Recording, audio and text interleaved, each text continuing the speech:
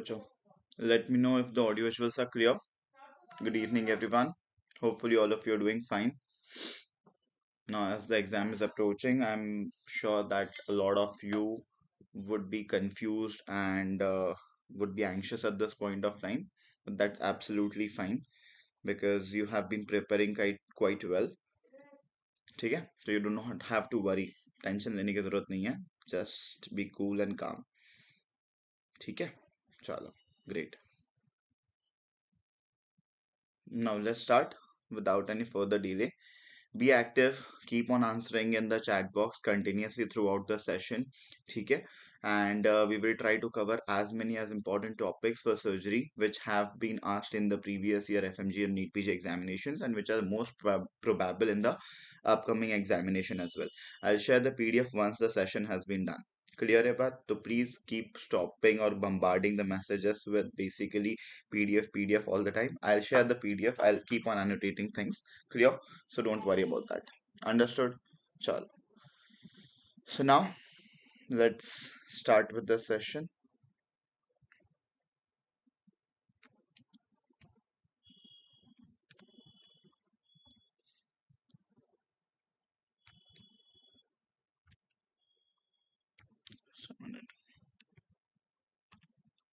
Chal. Let's begin. So now the first question, as we all know, a very important topic basically for the FMG examination, and that is nothing else but your GCS or your Glasgow Coma scale, right? So the question says a patient has been brought to you after a head injury. We know whenever a patient is brought to us after a head injury, we suspect the like we have to definitely assess the patient GCS score so that we can assess what kind of head injury it is, whether it is mild, moderate, or severe. So a patient has been brought after head injury. On examination, the patient appears confused and he is opening the eyes to painful stimuli. He is flexing one limb on painful stimulus and can localize the stimulus with the other limb. What is this Glasgow Coma score? Okay, hopefully if I talk about this, so do remember in Glasgow Coma scale we are going to have three parameters. The first one is actually going to be the eye opening response, the second one is going to be the verbal response, and the third one is actually going to be the motor response.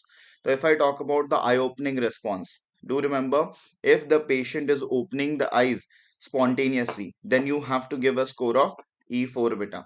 Second, if the patient is opening the eyes to speech or to verbal stimulus, then you give a score of E3. Third, if the patient is opening the eyes to pain, then we have to give a score of E2. And if the patient is not opening the eyes or there's no eye opening response, then give a score of E1. Whereas if I talk about the best verbal response, do remember if the patient appears oriented to time, place, and person, give a score of V5. If the patient appears confused or disoriented to time, place, and person, give a score of V4. If the patient is speaking inappropriate words or if the patient is abusing, then give a score of E3. V3, sorry. And if the patient is speaking or if the patient is just making some incomprehensible sounds, to give a score of V2. And if the patient is having no response at all, then you have to give a score of V1. Next is if I talk about the best motor response. Do remember if the patient obeys all your commands. If the patient is able to follow all your commands, give a score of M6. If the patient moves to localize the pain, if the patient is able to localize the pain, give a score of M5. If the patient is going to do a normal flexion or if the patient withdraws on pain, okay, if performs normal flexion or withdraws on pain, then give a score of M4. Next, if the patient performs an abnormal flexion, that is a decorticate position, we know we have to give a score of M3. If the patient performs an abnormal extension, also known as a decerebrate position, then we usually give a score of M2. And lastly, if there is no motor response at all, then we have to give a score of M1. Hopefully clear to all of you now. Do remember if they ask you how much is the maximum GCS score or the best GCS score, so we know the maximum or the best GCS score is going to be 15. Do remember, and the minimum GCS score is going to be 3. And we know whenever the GCS score is 3, that means the patient is totally unresponsive. That has to be kept in mind. Hopefully all of you are quite aware. We know beta that whenever we assess the GCS score, then we have to assess what kind of head injury it is, whether it is mild, moderate, or severe head injury. We know if there is a case of mild head injury, that means the patient's GCS is going to be between 13 to 15. That is, the patient GCS will be 13, 14, or 15. Second, if it is a case of a moderate head injury, do remember the patient's GCS is between 9 to 12. So the patient's GCS will be 9, 10, 11, or 12. Whereas if it is going to be a case of a severe head injury, do remember in cases of severe head injury, the patient's GCS is going to rise in the range of 3 to 8, 3, 4, 5, 6, 7, 8. Right? So mild head injury is 13 to 15, moderate head injury is 9 to 12, and severe head injury is 3 to 8. Do remember this. Now here in this condition, if they ask you, we know the patient is going to be confused. If the patient is confused, we have to give a verbal response score of 4. Next, the patient is opening the eyes to painful stimulus. If the patient opens the eyes to pain, we have to give a score of E2. Whereas if the patient is flexing one limb on painful stimuli, we know it is going to be M4, but on the other side he is localizing the pain. Okay, that means M5. Now here on one side there is M4, another side there is M5. So which one you are going to choose? So always remember, beta, we are talking about the best motor response, and if you are talking about best motor response, you have to choose the best one or the higher score. So that means if the patient is able to localize the pain, that means we will take it as M5. So we know it is basically 2 plus 4, that is 6. 6 plus 5 is 11. So the total GCS of this patient over here is going to be 11. And if the patient's GCS score comes out to be 11, that means he's suffering from a moderate head injury. That is what is the question. Hopefully clear to all of you now. No issues with this, anybody as such? Clear? Just a minute. Let me check once.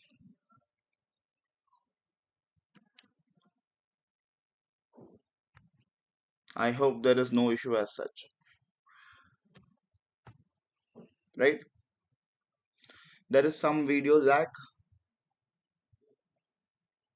uh there is some video lag. Basically I'm trying to work on it. Most likely it is due to some Wi-Fi issues, but most likely with time it would get corrected. Don't worry about that.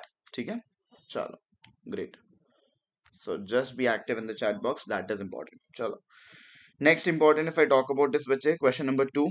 Question number 2 says the following image shows the uretropylogram of a patient with complaints of loin pain. Now they're asking you what is the most probable diagnosis of this case. Now here first of all they have clearly mentioned it is a uretropylogram. Even if they wouldn't have mentioned beta, you have to first of all see always that whether it is a uretropylogram or it is a case of a X-ray. Reason is then the answer changes. That's the reason. Okay. So यहाँ पे if you look at the picture, we know it is a uretropylogram or intravenous pyelogram, whatever you call it as. You will be like, why? Reason is you can see that the contrast is seen inside the pelvis, in the ureter, and in the bladder. So if contrast is seen, beta, so we know it is a uretropylogram. If that contrast was not visible, only bones were visible, then I would have said it is a X-ray. Okay. So itna clear it is a intravenous pyelogram or a uretropylogram. On that uretropylogram, you are able to see that the renal calyces and the renal pelvis, it appears to be dilated. And we know whenever the renal calyces and pelvis appears to be dilated, that is due to urine retention. Yes.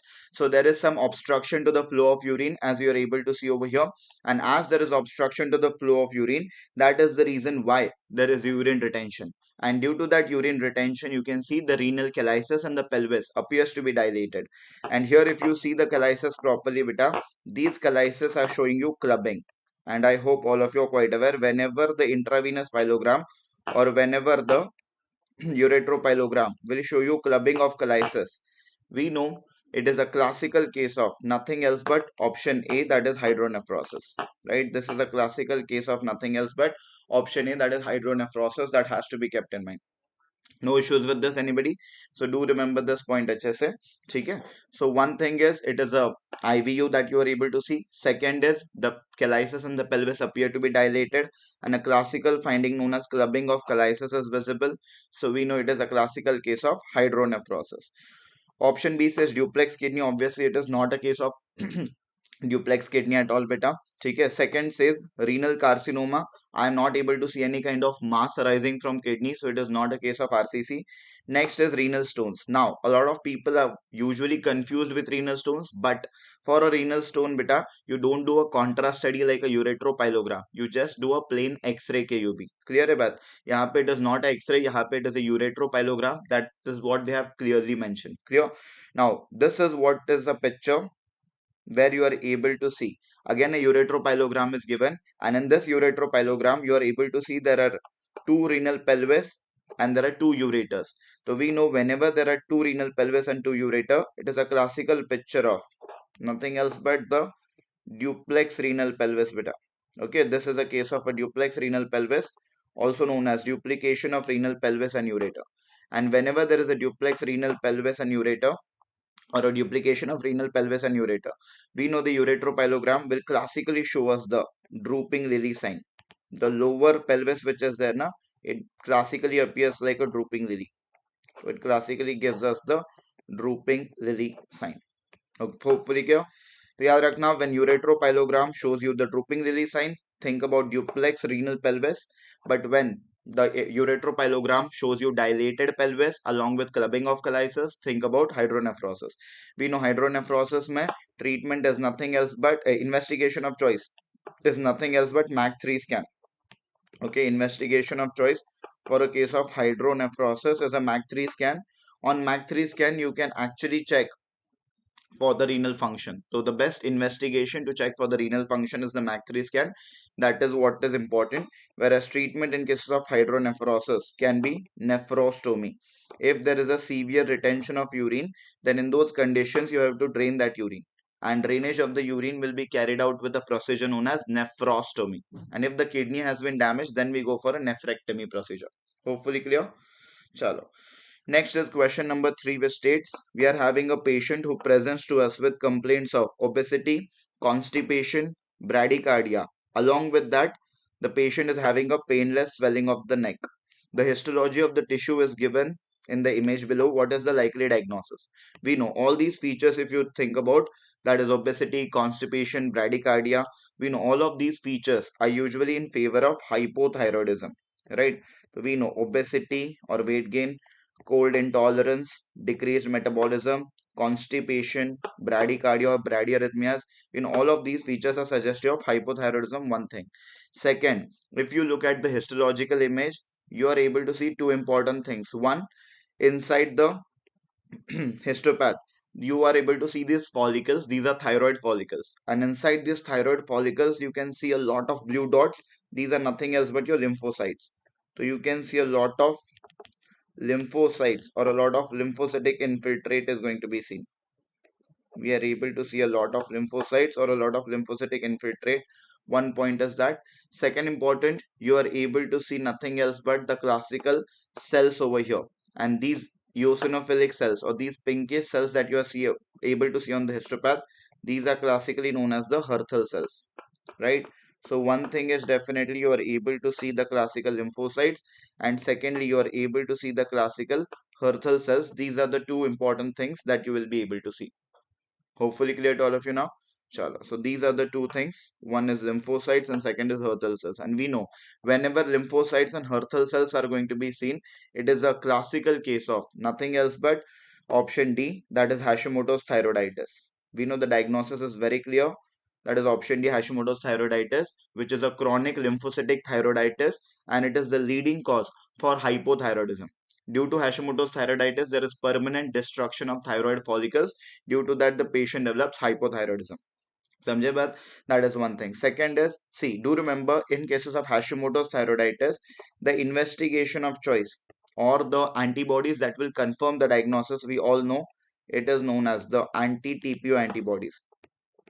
The investigation of choice for Hashimoto's thyroiditis, if I talk about, it is nothing else but the anti-TPO antibody titer is going to be seen. This has been a repeated question again, that whenever it is a case of Hashimoto's, do remember investigation of choice to confirm the diagnosis is anti-TPO antibodies or anti-thyroid peroxidase antibodies. And here, as there is permanent destruction of the thyroid gland, that's the reason you have to give thyroid hormones from outside. That means the treatment or the drug of choice is nothing else but levothyroxine. So levothyroxine supplementation has to be given to the patient lifelong. Hopefully clear to all of you. Do remember this. Option A says medullary carcinoma. We know medullary carcinoma may present to you with similar features, but in cases of medullary carcinoma, histopath will show you pinkish deposits or amyloid deposits basically. Okay? It will not show you lymphocytes and Hurther cells. Second is non-Hodgkin's lymphoma.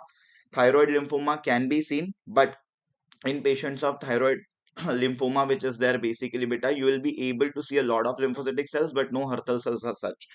And Graves disease does not cause any hypothyroidism, rather Graves disease is the most common cause or the leading cause for hyperthyroidism, right? Graves disease, if the diagnosis would have been, then the patient would have features of hyperthyroidism.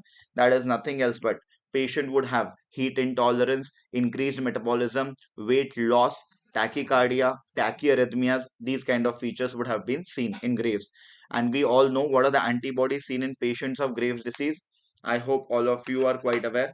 The antibodies seen in patients who are suffering from Graves disease is nothing else but the LATS antibodies beta. Do remember the LATS antibodies which are there. It is your long acting thyroid stimulating antibodies which are going to be seen. Hopefully clear to all of you now. Chalo, great. No issues with this.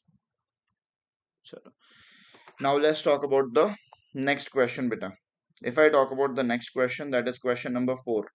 Here you are able to see we are having a 45-year-old male, and this 45-year-old male patient presented to us with a complaint of scrotal swelling, and for which he has underwent a orchidectomy. So we have done a testis removal. The image below shows the histopathological findings. What is your diagnosis? Now here if you see the image, so you can find this testis which is there, it appears to be enlarged. Obviously it is more likely to be a case of testicular tumor. And if you see the testicular tumor, it is giving you a very classical cut potato appearance. So you might have seen whenever we cut a potato, we are able to see this kind of a homogeneous appearance, right? So here you can find that after you are able to see the, like, once you see this tumor, you will find definitely that it is appearing as a homogeneous mass, and it is giving you a very classical cut potato appearance. So this homogeneous smooth mass that is seen, it is giving us a cut potato appearance. Second important is, if you see the histopath, on that histopath you are able to see there are these large cells with a central nucleus, right? There are these large malignant cells and they are having a central nucleus. So these cells which are having a central nucleus, they might give us a classical appearance known as fried egg cells, right? So the large cells with a central nucleus gives us a very classical appearance known as fried egg cells. And apart from that, these are nothing else but fibrous septa. And inside these fibrous septae, can you see all these blue dots? These blue dots are nothing else but your lymphocytes. Yes. So another feature that is seen on the histopath is nothing else but you can see there are lymphocytes within the fibrous septae. Okay. So between the cells you are having fibrous septae, and inside those fibrous septae you are able to see a lot of lymphocytes or a lot of lymphocytic infiltration. Okay. So if these features are seen, a cut potato appearance due to a smooth homogeneous mass, fried egg cells, and lymphocytes within fibrous septae, it is a classical diagnosis or a classical histopath of nothing else but the most common testicular tumor. And I hope all of you are quite aware the most common testicular tumor is option A, that is your seminoma. The most common testicular tumor is option A, that is your seminoma. Do remember that. Okay. So seminoma is the most common testicular tumor overall, which is commonly found in adults. Important is, do remember if they ask you what is the best tumor marker for seminoma. So do remember the best tumor marker for a testicular seminoma is nothing else but PLAP, that is placental alkaline phosphatase, that can be used, right? We can use a placental alkaline phosphatase. Another markers can be LDH or HCG. Another markers are LDH or HCG. Do remember that your seminomas are AFP negative. Do remember seminomas which are there basically, those are going to be AFP negative. They are not positive for the alpha fetoprotein. AFP positive are going to be your germ cell tumors, something like the yolk sac tumor, right? AFP positive, they are yolk sac tumor. We know yolk sac tumor are going to be commonly seen in children. One thing is that they are less common in adults. Second, the tumor marker for them is nothing else but AFP or your alpha fetoprotein. That is what is important. And third, histopath will show you the classical Schiller dual bodies. We know the histopath classically shows us the Schiller dual bodies if it is a yolk sac tumor, right? Next is going to be a embryonal cell carcinoma. In embryonal cell carcinoma, the best tumor marker is HCG or human chorionic gonadotropin. Whereas the last one is teratoma. We know teratoma is also a germ cell tumor itself. Teratoma is also the most common germ cell tumor.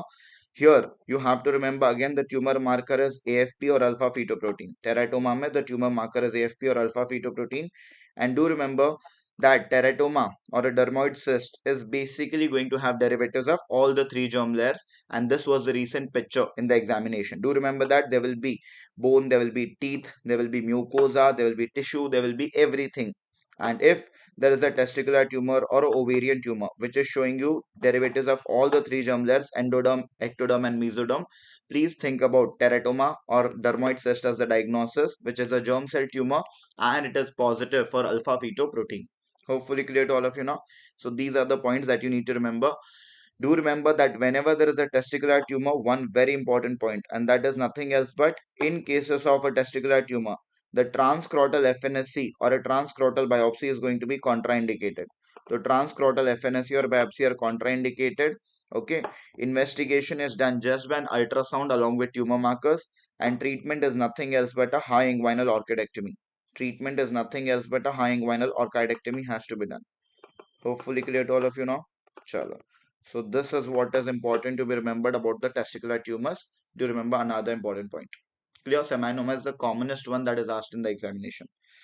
Next is another easy question, very straightforward. You are able to see they're asking what is the size of the given blade or what is the number of the given blade that is used for incision and drainage of a superficial abscess. We know this blade that we are able to see basically, and that is generally used for the procedure of incision and drainage for an abscess. It is nothing else but a pointed blade, okay, also known as a stab blade. So this pointed blade that you're able to see, it is basically used to make a stab incision and to drain any kind of abscesses. And we know it is classically a number 11 blade, right? This stab blade which is there, it is nothing else but option A, that is your number 11 blade. We know if I talk about the number 12 blade that you are able to see, this number 12 blade is a curved blade and this is generally used for suture cutting. So if they ask you for suture cutting which kind of blade is generally used, so do remember for suture cutting we tend to use the number 12 blade. That has to be kept in mind. Clear? Whereas if I talk about the next one, that is your number 22 blade. Here you are able to see this is the number 22 blade. Do remember the number 22 blade is generally used to make abdominal incisions. So whenever for a laparotomy we usually tend to make an abdominal incision, that abdominal incision is commonly done with the help of a number 22 blade. You can even use the other blades, but yes, number 22 is very commonly used for making abdominal incisions. That has to be remembered. At least remember these three important blades, okay, for the examination. Understood? Next important is question number 6. Recently, a lot of questions on bomb blast injuries have been asked.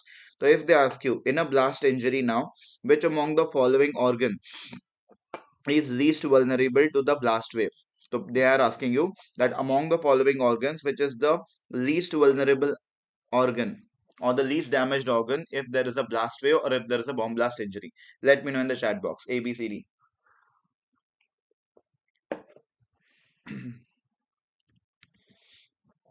What is going to be the answer for this one? The least vulnerable they are asking you. Very good. I hope all of you are quite aware. Shabash. So here definitely the least vulnerable organ if they ask you, the answer is option C, that is liver. We know liver is a solid organ and solid organs are not commonly affected whenever there is a bomb blast injury. Hopefully clear to all of you now. So do remember in bomb blast injury it is the hollow organs or the empty organs which are there. Those are going to be most commonly affected or most commonly damaged, right? If they ask you which is the most common organ damaged in a bomb blast injury, so we know the most common organ that is damaged in bomb blast injury has to be the eardrum or the tympanic membrane. So the most common organ damaged in a bomb blast injury is the tympanic membrane or the eardrum. Whereas if they ask you in the abdomen, which is the most common organ damage. So in the abdomen, the most common organ damage will be the bowel or the intestine. So bowel or intestine is the most common abdominal organ injured or most common abdominal organ damaged. Whereas the most severe organ damaged in a bomb blast injury, if they ask you. So do remember, the most severe organ that is damaged in a bomb blast injury, answer is nothing else but the lungs. That is what is important to remember. The lungs are going to be the most severe organ that is going to be damaged in a bomb blast injury. The most common is eardrum or tympanic membrane. Most severe are the lungs. Most common in the abdomen is the bowel or intestine. And the one which is not affected is usually the solid organs like liver. Hopefully clear to all of you now. So do remember that. That is another point. Next is question number 7. Here you are able to see they are asking you, a man presents to you with complaints of a slowly progressive swelling over the past 1 year. So he's having a swelling over the past 1 year. On examination, it has a variable consistency. That means somewhere it is soft, somewhere it is hard, somewhere it is firm. The variable consistency it is having, and it appears as shown in the image. What is the probable cause of this? So now this progressive swelling, which is variable in consistency, it is usually seen near the cheek or it is seen below the earlobe. And if you see that the swelling is lifting the ear lobule, we know whenever there is a swelling which is lifting the ear lobule, any swelling that is lifting ear lobule, I hope all of you are quite aware. We have been discussing it. It is nothing else but your parotid swelling. Any swelling that lifts up the ear lobule, beta, it is going to be your parotid swelling. So we know it is a parotid or a parotid gland swelling. And among the below given option, obviously here there is a option of parotid swelling, and that parotid swelling is nothing else but option C, pleomorphic adenoma. We know that pleomorphic adenoma is basically the most common parotid gland tumor. So if they ask you which is the most common salivary gland tumor, or if they ask you which is the most common parotid gland tumor, so we know answer is nothing else but a pleomorphic adenoma. Pleomorphic adenoma is a benign tumor. That's the reason it is slow. Sorry, that's the reason it is slowly growing or it is slowly progressive in nature. Second, as it is pleomorphic, that means there will be different morphology or different size and shape of cells and structures which will be present. That's the reason on palpation it will have a variable consistency beta. So it is more likely to be a case of nothing else but pleomorphic adenoma. Okay. So why it was a parotid swelling? I've already told you. It was a parotid swelling because the ear lobule is getting lifted up by the swelling. That's the reason it is parotid swelling. And among the below given option, option C, that is pleomorphic adenoma, was a parotid swelling itself. Clear? Now option A, which is there, it is a branchial cyst. Do remember, branchial cyst is usually a swelling in the neck itself. It is usually seen in the anterolateral part of neck. Yes, branchial cyst is basically a swelling in the anterolateral part of neck. One thing is that. Second important, it is usually a swelling due to collection of fluid in cervical sinus. So whenever there is a collection of fluid in cervical sinus, then a branchial cyst is going to appear. And the treatment for a branchial cyst, do remember, it is nothing else but a surgery or a surgical excision. So treatment for a case of a branchial cyst, do remember, it is a surgery or a surgical excision that we tend to do. Clear? Next important is a case of dermoid cyst or sebaceous cyst. Do remember, this one that you're able to see, beta, that is nothing else but your sebaceous cyst. I hope all of you are quite aware about few things. One is that sebaceous cyst happens whenever the sebaceous gland is not able to drain properly. So whenever the sebaceous gland cannot drain properly, in that condition, a sebaceous cyst is going to develop due to retention. Here, the sebaceous cyst is commonly seen either in the scalp region or in the scrotum. So scalp and scrotum are the common sites where sebaceous cyst is seen. One thing. Second important, there will be a whitish discharge. Whenever there is a sebaceous cyst and you press the swelling, you will find some whitish discharge coming out from the punctum. So there is a whitish discharge from an opening or from a punctum which is going to be seen. Skin which is there, it cannot be pinched off, beta. You cannot pinch the skin, right? That is one thing that you need to remember. And treatment is again nothing else but surgical excision. Do remember, even in cases of a sebaceous cyst, the treatment is a complete removal, that is a surgical excision to be done. These are the points that you need to remember for a case of sebaceous cyst. Clear? Whereas if I talk about the next one, that is nothing else but this one, bacha who comes to you with a complaint of a swelling that is usually seen over the lateral canthus of eye, right? So outer border of eye or lateral canthus of eye pe, you're able to see a swelling. And this swelling which is seen, it is classically a case of a dermoid cyst. We know dermoid cyst happens to be due to collection of some epithelial elements or some skin elements. So whenever there is collection of some epithelial or skin elements, that leads to formation of dermoid cyst, as you are able to see commonly on the lateral canthus of eye. And here there is no punctum and no discharge which is seen. There is no punctum and no whitish discharge. Treatment is again a surgical excision or a complete removal to be done. So treatment for a dermoid cyst is nothing else but a surgical excision or a complete removal. Hopefully clear to all of you now. Chalo. So these are the important swellings that you need to remember properly. Clear? Next important, if I talk about now, if I talk about this as question number 8. Question number 8 states, we are having a 56-year-old patient who was suffering from alcoholic cirrhosis, and that patient receives a healthy liver from his biological son. Now, this is which type of a transplant? I hope all of you are quite aware about this. We know there are going to be various types of transplants or various types of grafts that we have. The first one is an autograft. Now, autograft is nothing else but a graft that is taken from same body, or the graft that is taken from self. तो a graft that is taken from one's own body, खुद की body से लिया गया graft, या फिर a graft taken from self is known as an autograft. Allograft is basically a graft that is taken from same species. A graft that is taken from same species is known as an allograft. Do remember that. That is any graft taken from another human, किसी और human से. It can be mother, father, sister, brother, son, daughter, or even a non-identical or a dizygotic twin. Yes, a graft taken from a non-identical twin is an allograft. Clear? Xenograft is nothing else but a graft that is taken from different species. Different species matlab animals, for example. Any graft that you take from animals or different species is going to be a xenograft. That has to be remembered. And lastly, isograft is a graft that is basically taken from identical twins or monozygotic twins. So any graft that you take from the identical twins or the monozygotic twin, only that is considered as an isograft.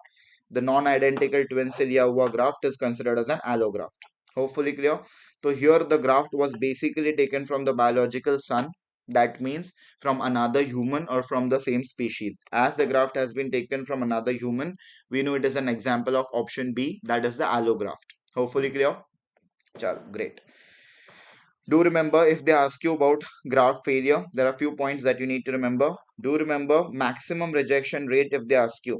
Okay, maximum rejection if they ask you happens for which kind of organ transplantation. The maximum rejection, this was a PYQ, happens for a lung transplantation. With a 80% rejection rate, maximum rejection happens for a lung transplant, whereas followed by that it is the renal or the kidney transplant with a 50% rejection rate. Okay? So do remember, maximum rejection happens for a lung transplantation with 80% rejection rate, followed by kidneys or renal transplant. Hopefully clear. That is what is very important point to be remembered. No issues with this. If they ask you that the graft, basically we know graft and flap, the basic difference is what? Graft is a tissue which does not have its own blood supply. Flap is a tissue which has its own blood supply. तो जिसका अपना खुद का blood supply नहीं होता, that is graft. जिसका blood supply होता है वो flap. Clear? That is the basic difference. Do remember, we know in the first 2 days the graft is actually going to survive. The skin graft, when you place in the first 2 days, it basically survives by the process of imbibition. Okay, it survives by the process of imbibition of plasma diffusion, whereas between 2 to 5 days the graft usually survives by the process of inosculation. Recently repeated question in the NEET PG examination, to be aware. Between 2 to 5 days, definitely the graft survives by the process of inosculation. Okay, it survives the process of inosculation, whereas after 5 days, usually after 5 days, once the graft usually gets accepted at the recipient site, we know after that it is going to survive by the process of neovascularization, right? It is going to survive by the process of neovascularization. If they ask you what is the most common cause for a skin graft failure, so we know the most common cause for a skin graft failure is usually hematoma. So whenever there is a hematoma at the recipient site, definitely the recipient site is not healthy, and that's the reason why there is more risk of skin grafting failure. Understood? Chalo. Next important is question number 9. another PYQ which has been asked in FMG and NEET-PG both, and that is a patient who was a known case of inflammatory bowel disease. Inflammatory bowel disease is either Crohn's disease or ulcerative colitis. We know that this inflammatory bowel disease case presented to us with features of peritonitis. Usually, in cases of ulcerative colitis, there is a perforation, and due to that perforation, patients come to us with features of peritonitis following an ileal perforation, as we have discussed already. So, as there was an ileal perforation, the patient had peritonitis. Now, they are asking you that which among the following surgical options you are going to prefer in this patient. Let me know in the chat box. Read the options carefully. Option A says ileostomy and a definite surgery later. Option B says ileal pouch anal anastomosis. Option C says resection of the disease segment and anastomosis, whereas option D says colectomy and a iliotransverse anastomosis. If they ask you that which one is the best surgical option that we are going to use in this patient, so do remember the best surgical option that you are going to use over here is going to be organism which can lead to a transplant failure or graft rejection is CMV or cytomegalovirus. ठीक है, CMV or cytomegalovirus is one of the leading causes. So it is not C. Do remember one point, and that is yes, you are going to resect the disease segment. Yes, I have to do a resection of the disease segment. Whatever segment is perforated, I have to cut it out. I have to resect it. But I will not go for an immediate anastomosis. Reason, beta, we know as there is peritonitis or as there is an infection over here, during an infection or during an inflammation, if you directly go for an anastomosis, please remember the anastomosis is actually going to leak. Clear? That's the reason definitely we don't usually go for an immediate anastomosis whenever there is gross contamination or a gross infection. Okay, so all the three options are having anastomosis. As you can see, option B, C, and D, all of them are mentioning anastomosis. We know anastomosis immediately is avoided beta whenever there is going to be some kind of an infection or a contamination in the peritoneal cavity. So here what the best answer is option A, that is we will resect the disease segment, and after that we have to do an ileostomy. Okay, we will do this ileostomy as you are able to see in the picture, so that the patient will be able to pass the stools via the ileostomy opening for few days. And once you feel that the infection has got resolved completely or the inflammation has got resolved completely, then you can take the ileum back inside and then do a definite surgery later. Okay, so whenever there is an severe or gross contamination, do not go for an immediate anastomosis because the tissues are fragile, so they will not hold the sutures properly and there will be an anastomotic leak. Clear? So this is what is a classical loop ileostomy that we have done over here, right? This is a loop ileostomy. There is a proximal end and a distal end of the loop. Do remember, if they ask you that in cases of ileostomy, what is the most common complication?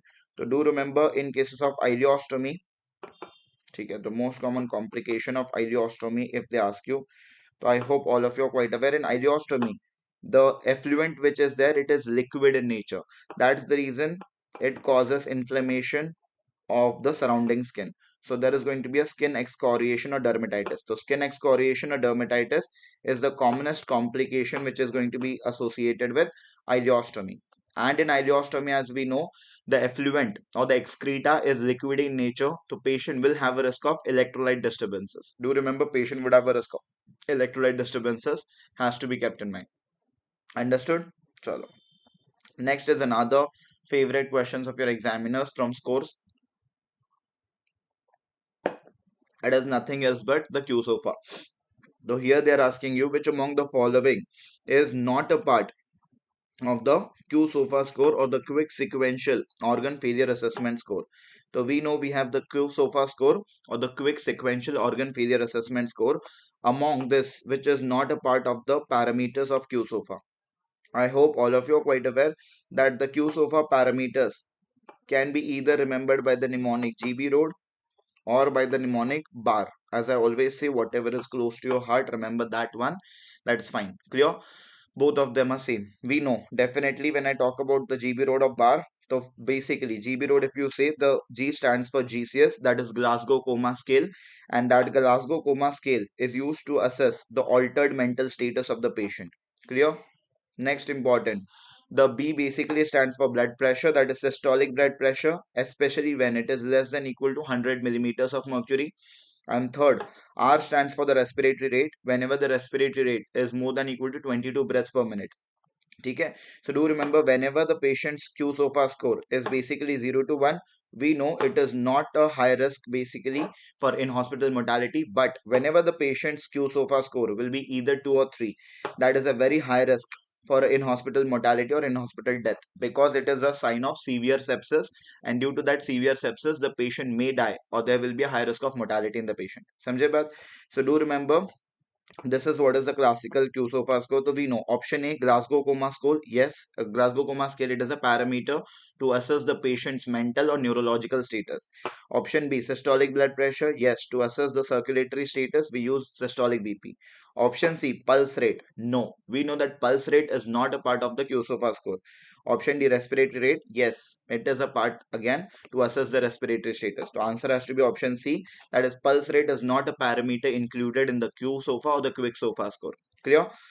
Important is if I talk about some important scores, or at least the name of those scores that you need to remember. The first one if I talk about is the Gleason score. This was a PYQ. If they ask you that Gleason score is used for the grading of which cancer, so do remember, if they ask you about the Gleason score, yaad rakhna, it is basically used for the grading of prostate cancer. So if you want to do a grading of prostate cancer, we know we have to use the Gleason score. That is what is important. Second important, if they ask you, that is Ranson score is used for assessing the clinical severity of which condition. So do remember, Ranson score or the Ranson's criteria is basically used to assess the clinical severity of acute pancreatitis. So do remember, whenever you have to assess the severity of acute pancreatitis, do remember the best score that we use clinically is nothing else but your Ranson score or the Ranson's criteria. Hopefully clear. Next important, if they ask you about the sorry, Bloom Richardson score, I hope all of you are quite aware, you might have heard the name, that Bloom Richardson score which is there, it is a score that is generally used to assess the histological grading. So whenever we want to do a histological grading of the breast cancer, then we tend to use the Bloom Richardson score. Okay, so Bloom Richardson score which is there, it is generally used for the histological grading of breast cancer. Okay, so that is what is very important to be remembered. And in breast cancer itself, we also use the Nottingham Prognostic Index. So either the Bloom Richardson score and secondly the Nottingham Prognostic Index, these both are going to be used for a breast cancer case. Whereas if they ask you about the Bethesda classification, I hope all of you are quite aware that Bethesda classification is the cytopathological grading system for a case of thyroid cancers. So we know whenever a patient is having a thyroid malignancy, we know for the grading of thyroid malignancy, the histological or the cytological grading that we use after FNSC is classically known as nothing else but the Bethesda system or the Bethesda classification. So please remember, for the thyroid cancer or for the thyroid malignancy, we commonly tend to use the Bethesda score or the Bethesda classification. That is another one important to be remembered for the examination. And apart from this, two more which are related to the liver. Now, whenever a patient is suffering from liver disease and you want to basically do a liver transplantation, whether the patient has a need of liver transplant or not, that is assessed with the help of these two scores. One is basically called as the child Puck score or the child Turcotte Puck score, whatever you want to call it as. So you can call it as the child Puck score or the child Turcotte Puck score. Whereas we have discussed about the mnemonics in class for child Puck score parameters. Child Puck score parameters are remembered by the mnemonic beta, right? So that is B for bilirubin, E for encephalopathy, T for time, that is prothrombin time, a for ascites, and second A for albumin. So these are the 5 parameters for the child Turcotte Puck score. Second one is the MELD score. We know MELD is nothing else but model for end stage liver disease. MELD is model for end stage liver disease score. We know both these scores which are there, basically they are used for liver transplant. So whenever a patient is basically having a liver disease and you want to assess the need for liver transplantation, you have to use the child Turcotte Puck score and the MELD score. So at least remember these scores and the conditions where they are going to be useful.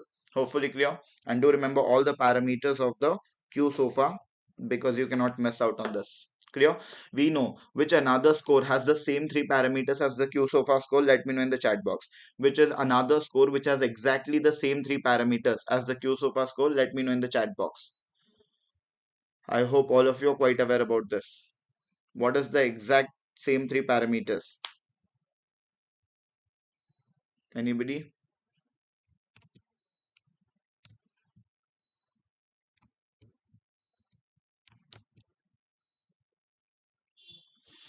CBI is definitely the parameters used in MELD score, that is model for end stage liver disease score. C for creatinine, B for bilirubin, and I for INR or prothrombin time. Clear? Do remember the same three parameters GB wrote, that is GCS, systolic BP, and respiratory rate, are also used for the RTS, that is revised trauma score. To assess the severity of trauma, we use a revised trauma score, and the same three parameters are going to be useful over there. Hopefully clear. Next is question number 11. We are having a middle-aged man who presented to the ED or the emergency department with complaints of upper abdominal pain after having a heavy meal. So patient had a uh, abd- upper abdominal pain after he had a heavy meal. On clinical examination, there is an upper abdominal tenderness which was noted. On chest X-ray, there is widening of mediastinum along with signs of pneumomediastinum which are seen.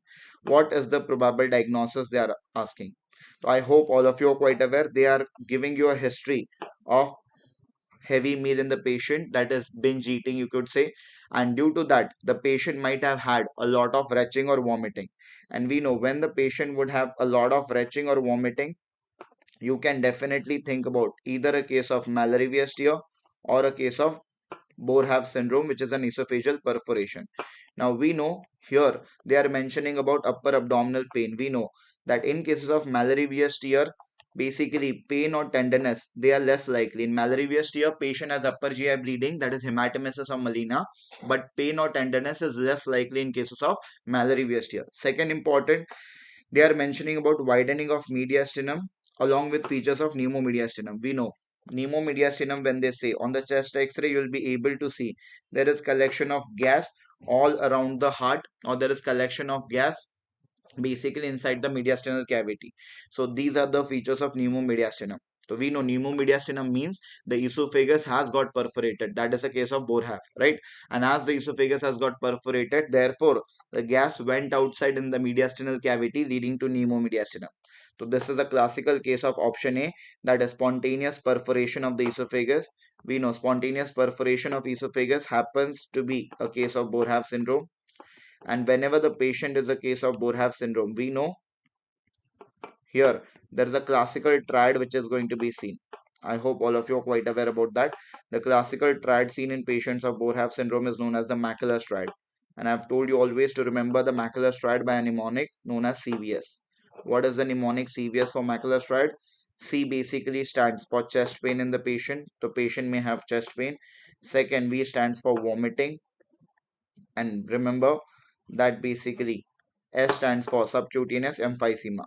Okay, so these are the three features of the macular striatum seen in patients of esophageal perforation or in cases of Boerhaave syndrome. That is what is important to be remembered. याद रखना in cases of Boerhaave syndrome or esophageal perforation, first step is basic resuscitation to be done, and the definitive step is a thoracotomy and a repair. Now, option B says perforation of peptic ulcer. A lot of people are confused with this. Do remember, perforation of peptic ulcer will not cause pneumomediastinum beta. It will cause pneumoperitoneum.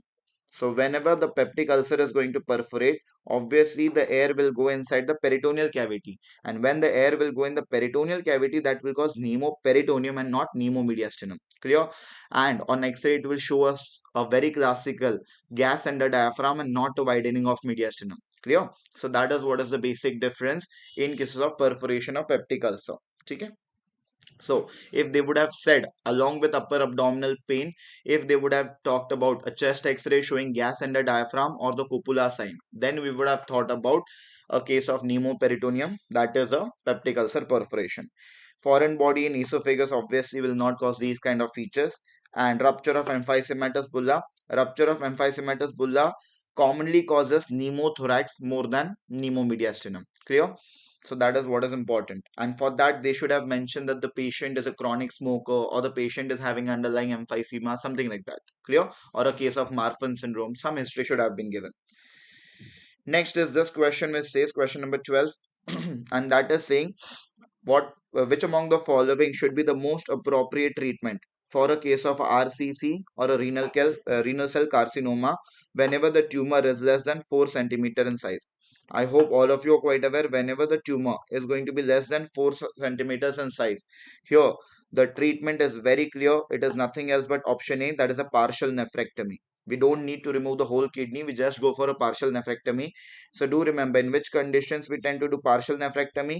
Whenever the tumor is basically in the stage 1. So whenever it is T1, and we know T1 means the renal cell carcinoma or a mass less than equal to 7 centimeter. So whenever the renal cell carcinoma is less than equal to 7 centimeter, we always go for a partial nephrectomy. Do remember few cases where radical nephrectomy can be considered, but that depends on a lot of other factors. Okay? So do remember less than equal to 4 to it is always partial nephrectomy, whatever factor it is, does not matter.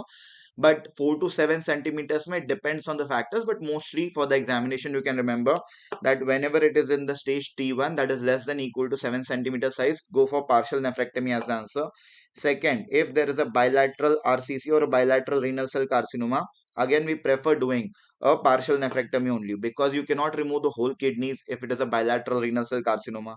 And third, if there is a renal cell carcinoma in a single kidney, that is, there is a renal cell carcinoma in a patient with single kidney. So there is only one functioning kidney of the patient, and that kidney itself is having the cancer. Now, if there is only one kidney in the patient, okay, and that is also having a cancer, you cannot remove the whole kidney. Then that's the reason you have to do a partial nephrectomy only. Clear? So in these conditions, whereas for the other cases, that is whenever the cancer is in the stage T2, T3, T4, that means whenever the size of the renal cell carcinoma is more than 7 centimeter, always go for a radical nephrectomy. That is what is important. Usually, renal cell carcinomas में chemotherapy and radiotherapy is not required. Adjuvant chemotherapy may be given after the surgery at times, but only in very advanced stages. Okay. Otherwise, a radical nephrectomy to be done. Hopefully clear to all of you now. So these are the points that you need to remember. If I talk about renal cell carcinoma, do remember the most common subtype. This has been asked about the renal cell carcinoma. It's called as the clear cell carcinoma, right? The most common subtype of renal cell cancer is known as the clear cell carcinoma. Why clear cell? You can see the histopath itself. Here you can see there are cells which are having a clear or a ground glass cytoplasm, right? So here you can see definitely the cells are having a clear cytoplasm, or you can call it as a ground glass cytoplasm.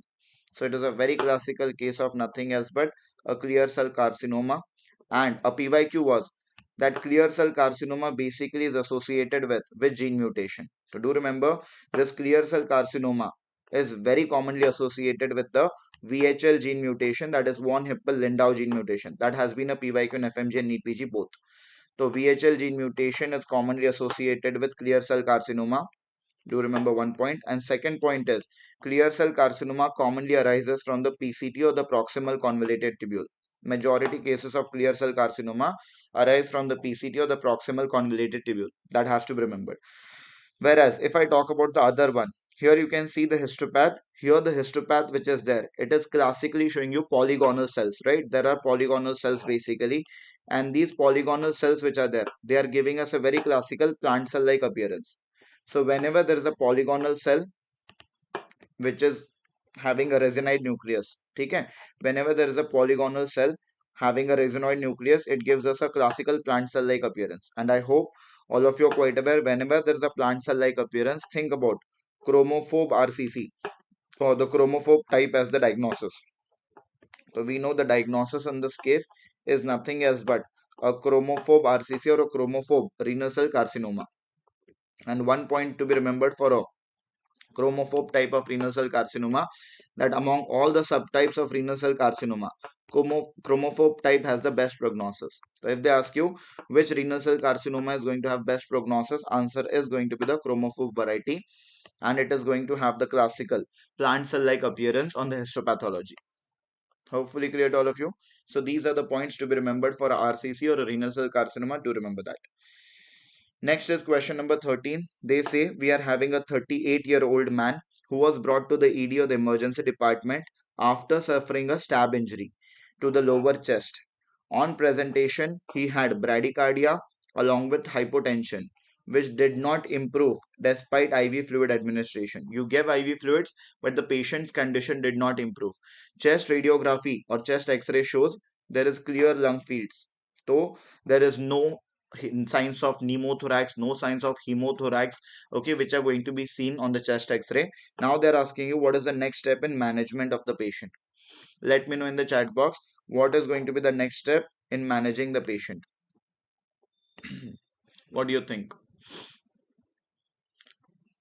Let me know.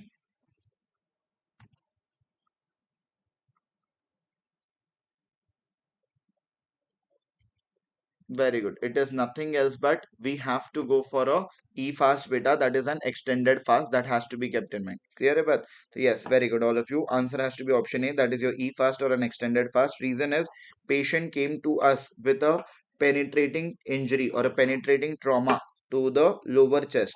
So if there is a penetrating injury to the lower chest, obviously the thoracic as well as the abdominal organs may be injured. And if the thoracic or abdominal organs are going to be injured, the patient is actually going to have problems or they will be bleeding basically in the chest or inside the abdomen. If you want to see that blood collection in the chest or the abdomen, the investigation that we do in emergency after a trauma is e-fast or an extended fast, that is a focused assessment by sonography in trauma. We know in cases of e-fast or an extended fast, we are going to have totally 6 passes. That is, we are going to keep the ultrasound probe on 6 sites and we will check for any blood collection. We know normally if it was a case of abdominal trauma, we would have only gone for a fast. Okay. So fast is nothing else but focused assessment by sonography in trauma. Full form has been asked once. So it is focused assessment by sonography in trauma. So whenever we do a fast, basically, we have to keep the ultrasound probe at 4 points. What are the 4 points? The first point is nothing else but the subxiphoid space, that is a pericardiac pass. Second is the right hypochondrium, that is the perihepatic pass. Third is the left hypochondrium, that is your perisplenic pass, and fourth is the suprapubic region, that is your pelvic pass. So do remember, in a normal fast you only keep the ultrasound probe at 4 sites to assess any kind of blood collection inside the abdomen. So whenever it is a case of an abdominal trauma, just go for a fast. Whenever you are suspecting a abdominal plus thoracic trauma, go for a e fast or an extended fast. That is what is important. Hopefully clear. To remember these points, and whenever there is more than 100 cc of collection, then we say the fastest positive. More than 100 cc of collection is suggestive that the fastest positive. Tube thoracostomy is basically done for a case of pneumothorax or hemothorax, but here they have basically mentioned that the chest x-ray appears normal, so the risk of pneumothorax or hemothorax is less likely. Even if it develops or even if it is diagnosed later, then you can go for a thoracostomy later on, but it is not the immediate next step in the management. Option C says CCT chest or CCT abdomen. Do remember that here they are saying that the patient is having bradycardia and hypotension. That means the patient is hemodynamically unstable. And I hope all of you are quite aware that whenever a patient is hemodynamically unstable, the CT scan is usually contraindicated. So whenever your patient is hemodynamically unstable or whenever your patient is in shock or whenever the resuscitation process is going on, do remember that CT or CCT is going to be contraindicated, right? So CCT is only done when the patient is hemodynamically stable, not done whenever the patient is hemodynamically unstable. Hopefully clear to all of you now. Chalo. So that is what is important. So do remember these points. Next is question number 14. Here they say a man was brought to the emergency room after he fell into a manhole. We know manhole are basically the drainage holes. जो drainage के openings होते हैं, those are known as manholes. Like you are able to see in this picture. As you can see, the patient has fallen into a manhole. So the manhole cover which is there, it basically hits between his legs. That means there will be a perineal injury. So patient has fell into a manhole and injured his perineum. As I've already told you, due to a manhole cover injury, patient usually gets a perineal injury. Now they're saying he gets an urge to micturate and but the patient is unable to urinate. That means he feels basically like he wants to urinate, but he is not able to urinate, beta. Okay, there's an urge to micturate, but he is not able to urinate. On examination, the blood was seen at the tip of external urethral meatus or at the tip of urethra, and the swelling of penis was seen along with scrotum. So there is collection of urine maybe in the penis and scrotum. As there is collection of urine in the penis and scrotum, that's the reason there is swelling of the penis and scrotum that is seen, right? So what is the site of injury, they are asking. So we know that whenever there is a manhole cover injury, or there is a straddle injury, or there is a bicycle accident, in all these conditions we know it is the anterior urethra which is injured or anterior urethra which is ruptured.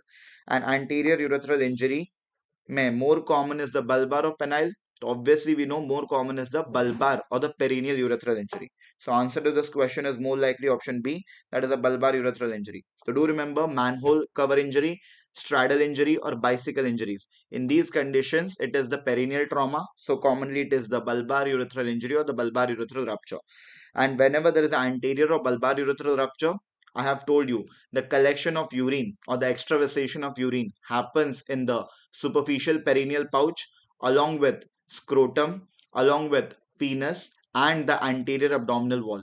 Okay? So if at these sites there is collection of urine, we know it is a case of anterior or bulbar urethral rupture. Hopefully clear. And this is definitely important to differentiate it from bladder rupture. Reason, if the patient is having an urge to micturate, that means it is a urethral rupture. If the patient does not have an urge to micturate, then it is a bladder rupture. Because in bladder rupture, all the urine basically leaks out from the bladder. That's the reason the patient does not have any urge to micturate. Clear?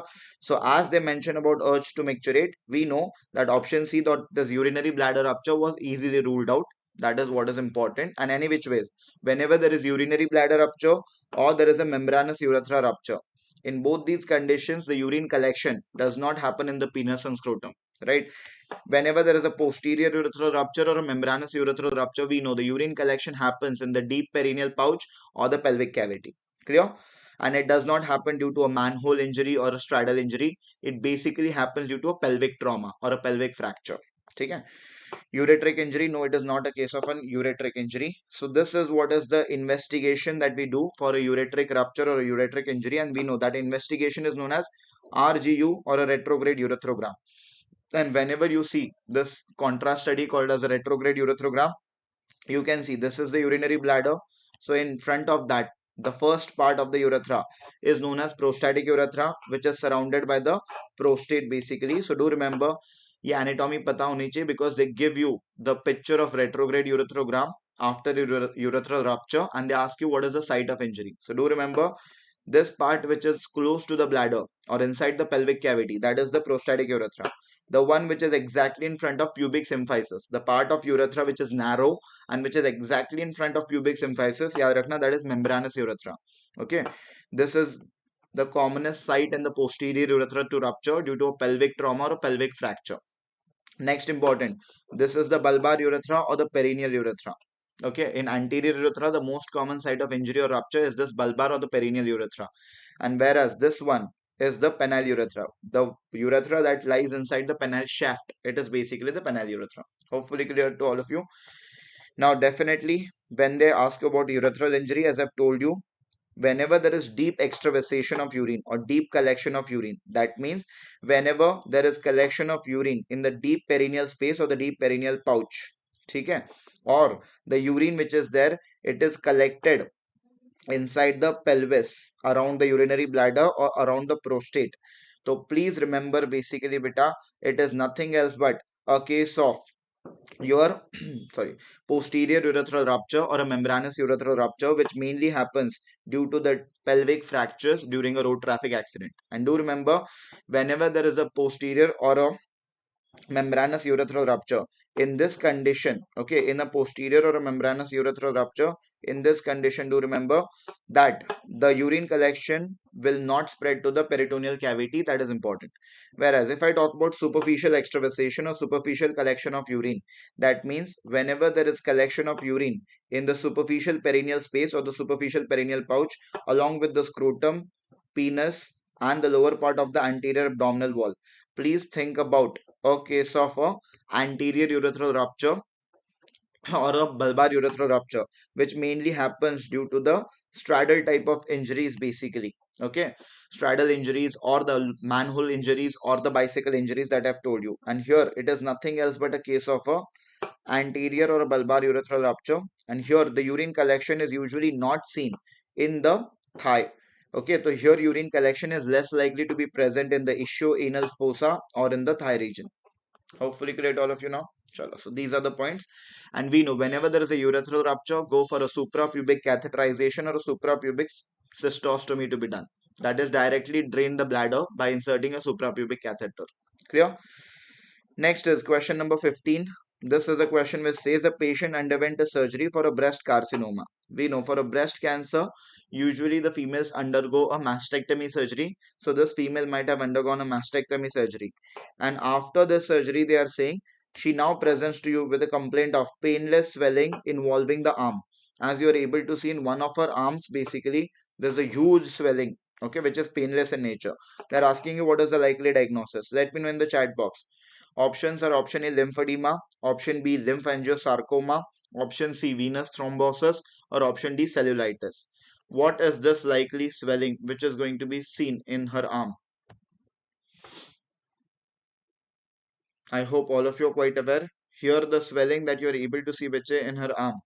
It is nothing else but a very classical case of option A, that is lymphedema. Yes, answer is option A, that is lymphedema. So we know during a during a MRM or during a modified radical mastectomy, there is going to be injury to the lymphatics.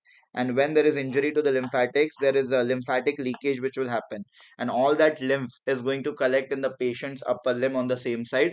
And that is going to cause this lymphedema. Okay.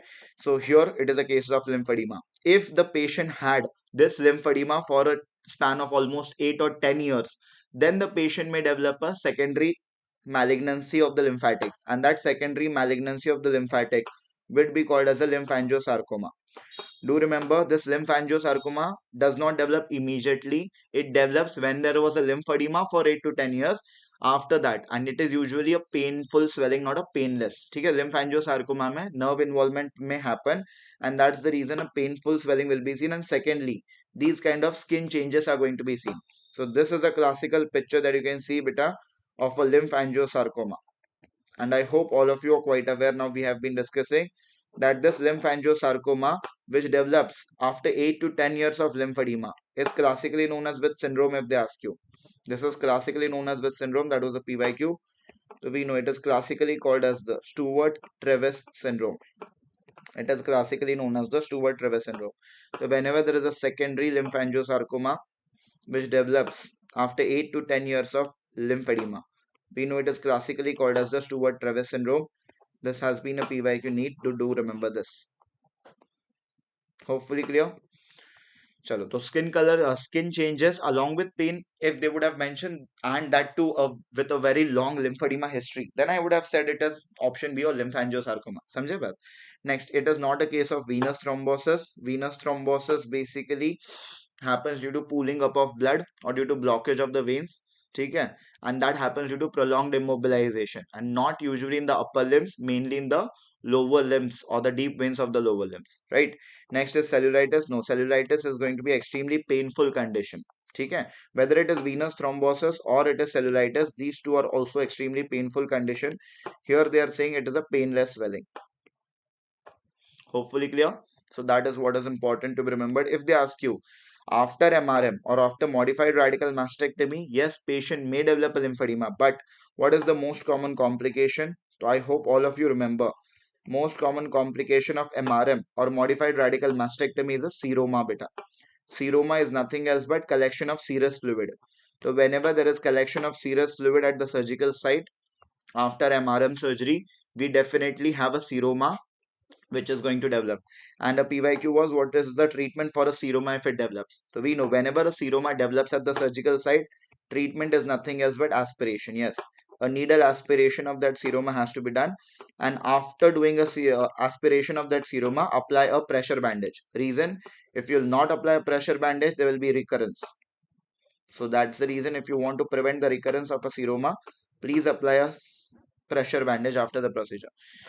So aspiration followed by pressure bandage is the treatment that we perform or that we do basically for a case of a seroma. That is what is important. Now, please remember, if they ask you that how to prevent a seroma, so obviously we know at the end of the surgery we should have inserted some drain. Please tell me, this was a repeated question, the image based question comes, we know which is the drain that we insert after a breast surgery or after a modified radical mastectomy so that a seroma does not develop. If you do not want the seroma to develop, then what is done for prevention? Which drain, concert drain is going to be inserted at the end of the surgery for preventing the seroma collection? What is the drain that we tend to insert? Anybody? What is the drain that we insert?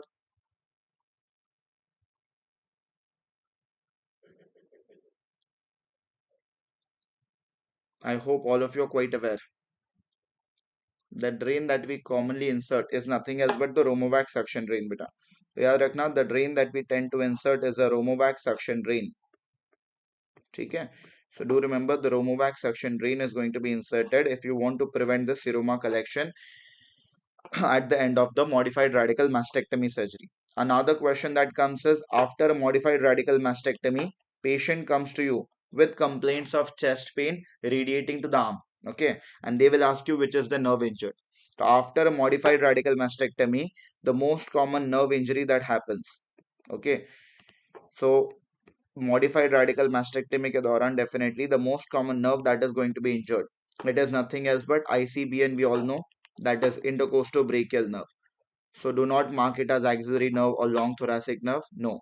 The most common nerve that is injured during a modified radical mastectomy is ICBN or intercostobrachial nerve. That's the reason why after the modified radical mastectomy surgery, patient comes to you with complaints of chest pain radiating to the arm. Think about that. Clear? Whereas if long thoracic nerve is injured, patient will have the classical winging of scapula, right? If long thoracic nerve is injured, patient has the classical winging of scapula due to palsy of the serratus anterior muscle. Clear? Chalo. Next is this question number 16, another favorite question of FMG examiners, and that is, which among the following statements is true regarding the condition given below?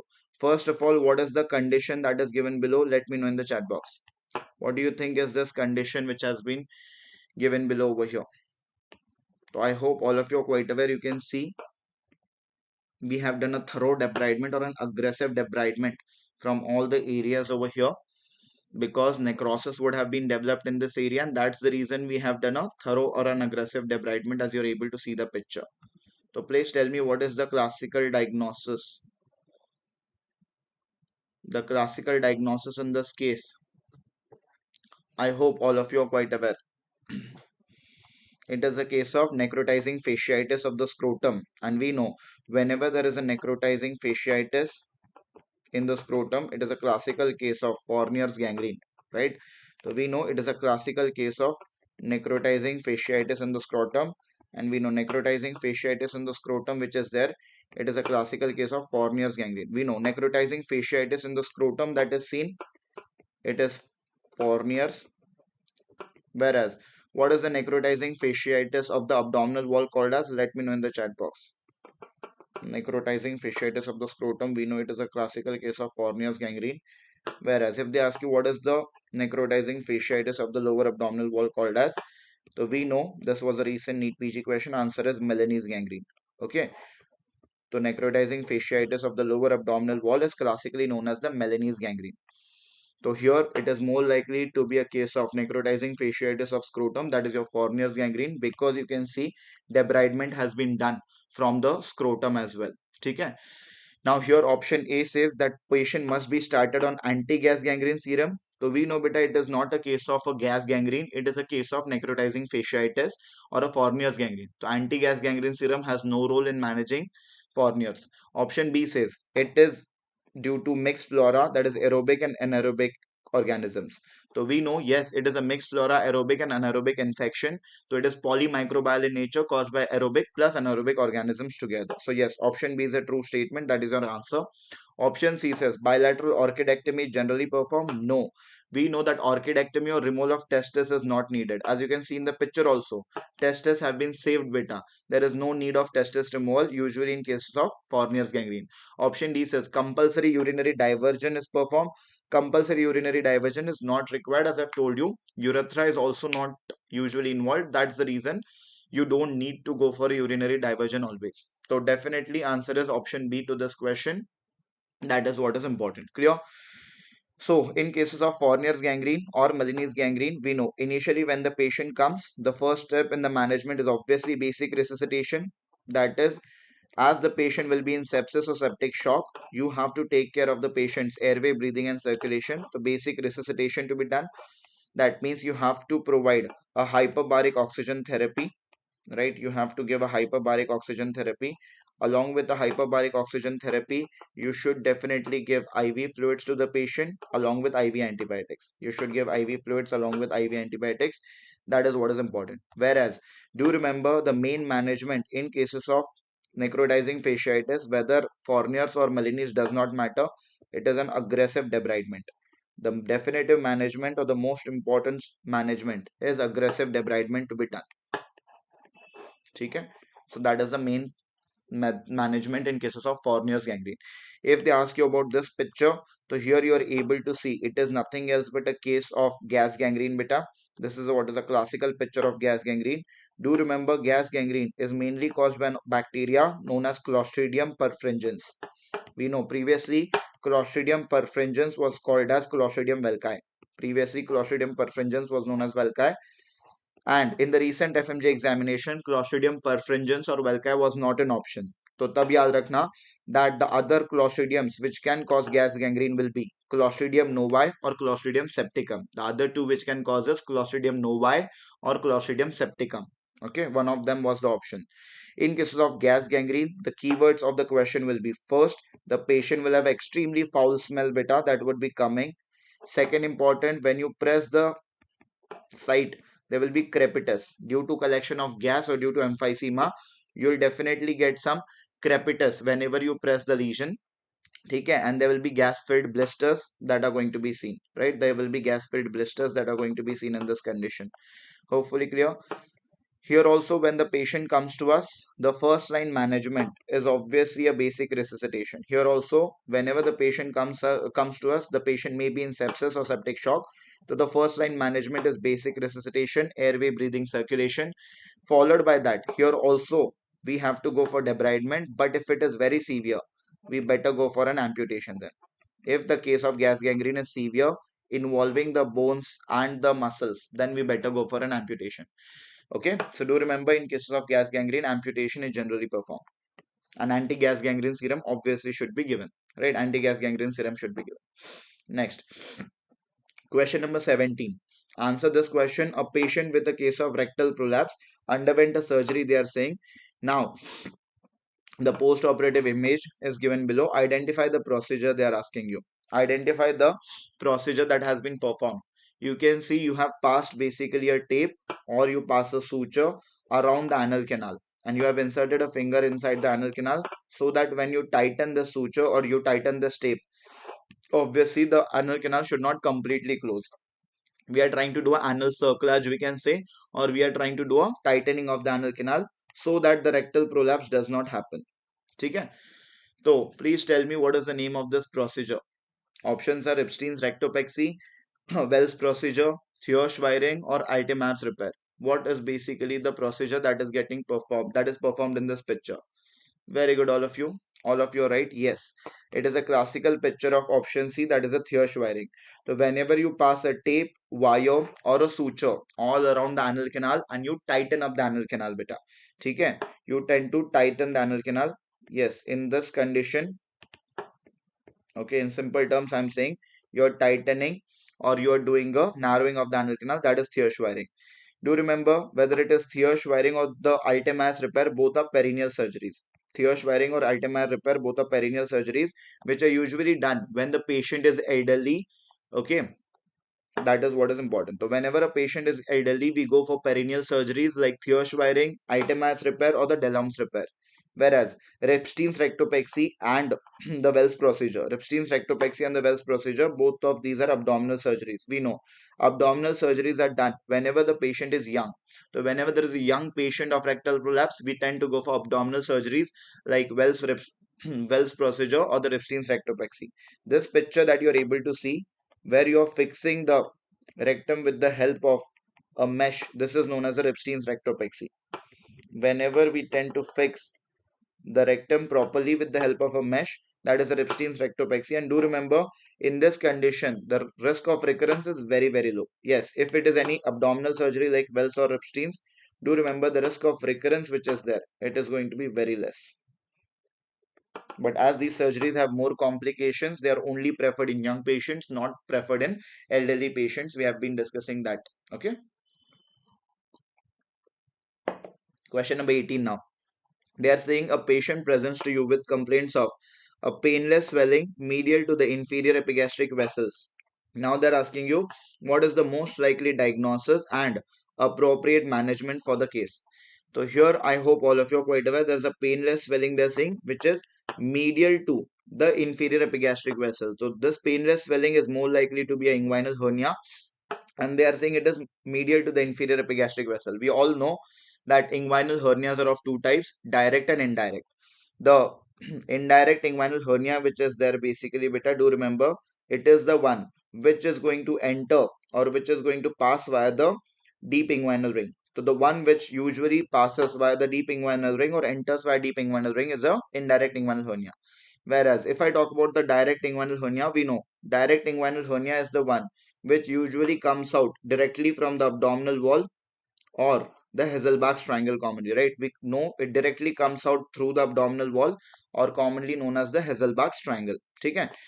We know here these are the inferior epigastric vessel. You can see easily that the hernia that is entering via the deep inguinal ring and which is lateral to the inferior epigastric vessels is called as your indirect inguinal hernia, and the hernia which is entering or which is coming out directly from the abdominal wall or from the Hasselbalch triangle and which is medial to the inferior epigastric vessels, we know it is a direct inguinal hernia.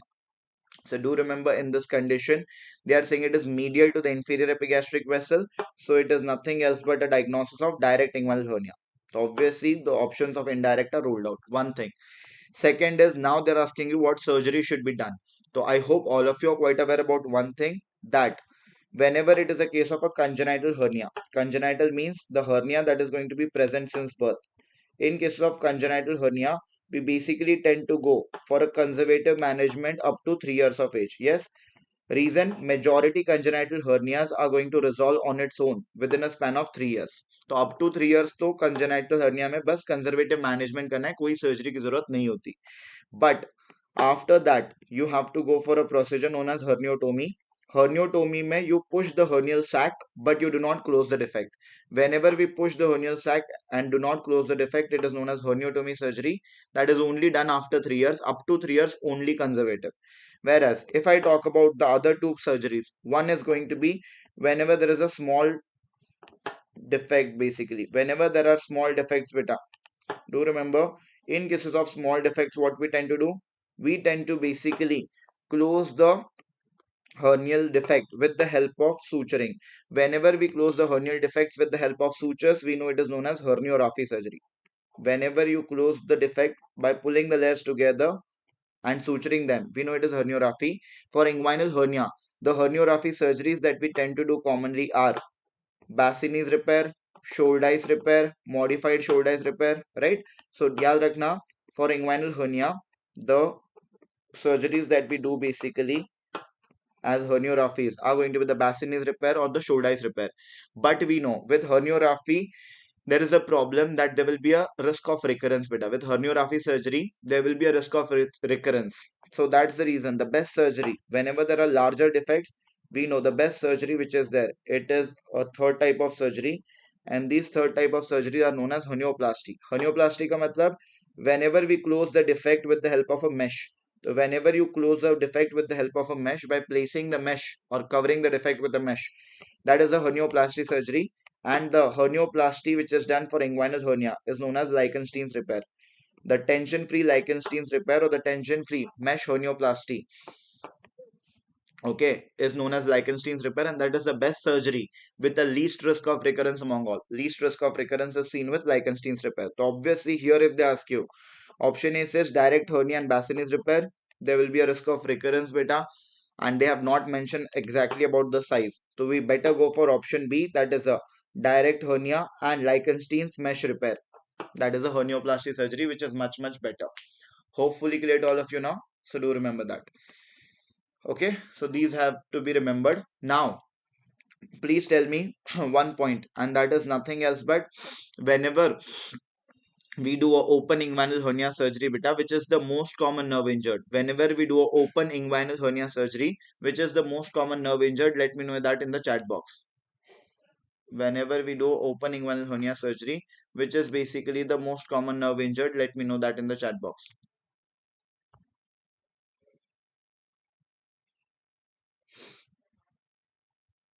Even if it is plainless, yes, obviously it is a swelling now. The hernia keeps on increasing in size by. So do remember, the most common nerve that is injured in an open inguinal hernia surgery is known as ilioinguinal nerve. It is going to be an ilioinguinal nerve. Do remember. Clear about that is what is important to be remembered. Whereas, second thing, please tell me which kind of mesh you are going to use if it is an infected wound. If there is an infected wound, what is the preferred mesh that we use? Whether it should be a synthetic mesh or it should be a biological mesh, let me know in a chat box. If there is an infected wound, please tell me which is going to be strangulated hernias or infected wounds mesh. What is the best type of mesh that we should use? Should it be a biological mesh or it should be a synthetic mesh? Let me know in the chat box.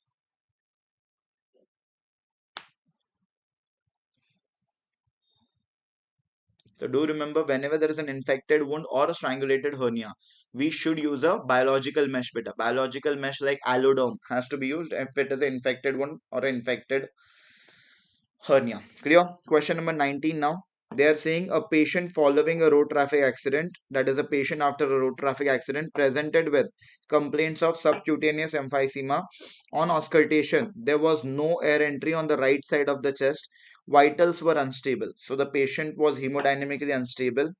Okay, the blood pressure, pulse rate is unstable. What will be your immediate management? So we know whenever they say a patient following a road traffic accident, that is after a trauma, comes to you with complaints of subcutaneous emphysema, that is there is collection of air below the skin. Okay, and they are also saying there is no air entry on the right side. We know if there is no air entry on one side of the chest, that means the lung has been collapsed, right? And whenever it is a case of lung collapse, we know it would be more likely a case of tension pneumothorax. It is more likely a case of tension pneumothorax, and you will be like, why I'm calling it as tension pneumothorax? The reason is the patient is hemodynamically unstable. They have said the vitals unstable, and we know whenever the patient is hemodynamically unstable, it is not a simple, but it is a case of a tension pneumothorax, which has to be remembered. So air entry is absent, okay, and there is the subcutaneous emphysema, okay, and the patient is unstable. All of these are features which are usually in favor of tension pneumothorax, and whenever there is a tension pneumothorax, the immediate management that we should do is obviously option A, that is a needle decompression. You have to go for a needle decompression or a needle thoracocentesis. Use the needle so that the air from the pleural cavity or the thoracic cavity is able to escape out and the lung is able to expand properly. Clear? And once the once the lung expands or once the air escapes out of the pleural cavity, we know the patient will become hemodynamically stable. Okay, that is what is important. So option B says endotracheal intubation and IV fluids. Yes, IV fluids you may give, but endotracheal intubation, even if you do beta, patient's condition is not going to improve. Reason, even by a ET tube, if you keep on pumping air, definitely as there is a lot of pressure outside the lungs from the pleural cavity, the lung will not be able to expand. So you have to decrease the pressure in the pleural cavity by releasing that air first. Then only the lung can expand properly. Clear about? So doing an intubation will not help if you will not decompress the chest. Next is extended fast. Extended fast is not an immediate management over here. We have to first of all go for the life-saving procedure, and that is needle decompression. Once that is done, then you may go for a extended fast later on. The first step is needle decompression. Option D says urgent surgical exploration. That will be decided afterwards. Okay. Once you think that the patient's condition does not improve even after needle decompression or a tube insertion, even after that, if the patient's condition doesn't improve, then you can definitely think about this one. Airway management, for the airway management itself, you're doing needle decompression, bhai, because once the needle decompression is done, then the air is going to escape out basically from the pleural cavity and the lung is going to expand. Clear? So that is important. Who said that in cases of tension pneumothorax, if you do intubation, then definitely the lung will be able to expand? The lung cannot expand because there is a lot of pressure from outside. So release that pressure first. That is the emergency management. Hopefully clear. So that is what is done. And we know in cases of tension pneumothorax, whenever we do a needle decompression or a needle insertion, that is usually done in the adults. If the patient is an adult, then we have to do it in the fifth intercostal space beta. Whenever the patient is an adult, we have to do it in the fifth intercostal space, just anterior to the mid axillary line, anterior to mid axillary line. Whereas if the patient is a child, you have to do it in the second intercostal space on the mid clavicular line. You have to do it in the second intercostal space, mid clavicular line. Hopefully clear.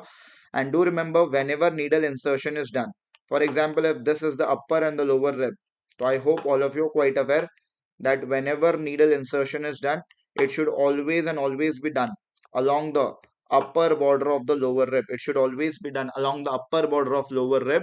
Okay, if this is the intercostal space, do it along the upper border of lower rib so that you will avoid any injury to the neurovascular bundle. Samjhe baat?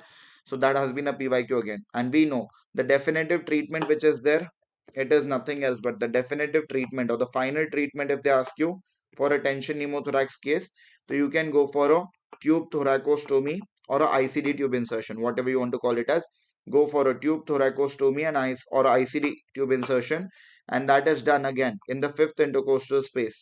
That is done again in the fifth intercostal space in the triangle of safety. And I hope all of you are quite aware. Triangle of safety mein, the apex is going to be formed by the base of axilla. The sorry, posterior boundary is formed by the lateral border of latissimus dorsi, and the anterior boundary is formed by the lateral border of pectoralis major muscle. Clear about this is the triangle of safety. In that triangle of safety, in the fifth intercostal space, please go for an insertion of ICD tube or a tube thoracostomy. In cases of tension pneumothorax, when you see the chest x-ray, this is how the picture is going to look like. This white one is basically your collapsed lung shadow. This one is your deep CP angle or the deep costophrenic angle. We know deep CP angle or deep costophrenic angle is known as deep sulcus sign. So you are able to see the classical deep CP angle or the deep sulcus sign on the chest x-ray. Apart from that, some cases mein the trachea will be shifted towards the opposite side. There will be a contralateral tracheal shift. Clear? So whenever the chest x-ray shows increased blackening on one side, that is hyperlucency. Along with that, you are able to see a deep sulcus sign, flattening of diaphragm, collapsed lung, and a contralateral tracheal shift. Think about the x-ray of tension pneumothorax itself. Hopefully clear. So these are the points that you need to remember. This has been a question I've been telling you repetitively, that directly intubation is not going to help. First is needle decompression. Do remember that will improve not only the patient's respiratory status, even the circulatory status, because if the air gets released, even the compression on the heart is relieved, and therefore the heart will be able to expand properly. Samjhe baat? So everything is going to stabilize after you do needle decompression. Next, question number 28 states, we are having a 25-year-old patient who has been taking NSAIDs frequently for purpose of pain relief for a fracture that he sustained recently. He presents to the casualty with complaints of an acute abdominal pain along with vomiting, and per abdominal examination that was done, it reveals there is guarding and rigidity beta. The chest x-ray in the erect position has been given below. What is the most likely diagnosis they are asking you? So here, I hope all of you are quite aware about the picture. First of all, they have given a history of NSAID intake or non-steroidal anti-inflammatory drug intake. And after that, they say patient comes to you with an acute abdominal pain along with nausea, vomiting, and most importantly, features like guarding and rigidity. We know guarding and rigidity are the features usually suggestive of peritonitis in the patient, right? And peritonitis can only happen when something has perforated in the GI tract. Here you can see, if you see the x-ray, that is very very classical. There is collection of air below the dome of diaphragm that you are able to see, and that is classically known as the gas under diaphragm, right? This is the classical picture of gas under diaphragm, which is also known as the cupola sign or the mustache sign, right? This gas under diaphragm, classically known as the cupola sign or the mustache sign, and this is the commonest repeated x-ray that comes from surgery in the FMG examination. Do remember that. We know it is a classical case of nothing else but, all of us are quite aware, option B, that is a hollow viscous perforation. Hollow viscous, that is hollow organs like the stomach or the bowel. So here, due to excessive intake of NSAIDs beta, the patient's stomach or the bowel, like hollow viscous, would have been perforated. We know because NSAIDs cause erosive gastritis, right? And that's the reason it can increase the risk of perforation. So yes, there was a case of hollow viscous perforation, due to which the patient is having peritonitis, and due to peritonitis the patient comes in emergency with acute abdominal pain, guarding rigidity, these kind of features. Samjhe baat? Do remember Borhav syndrome.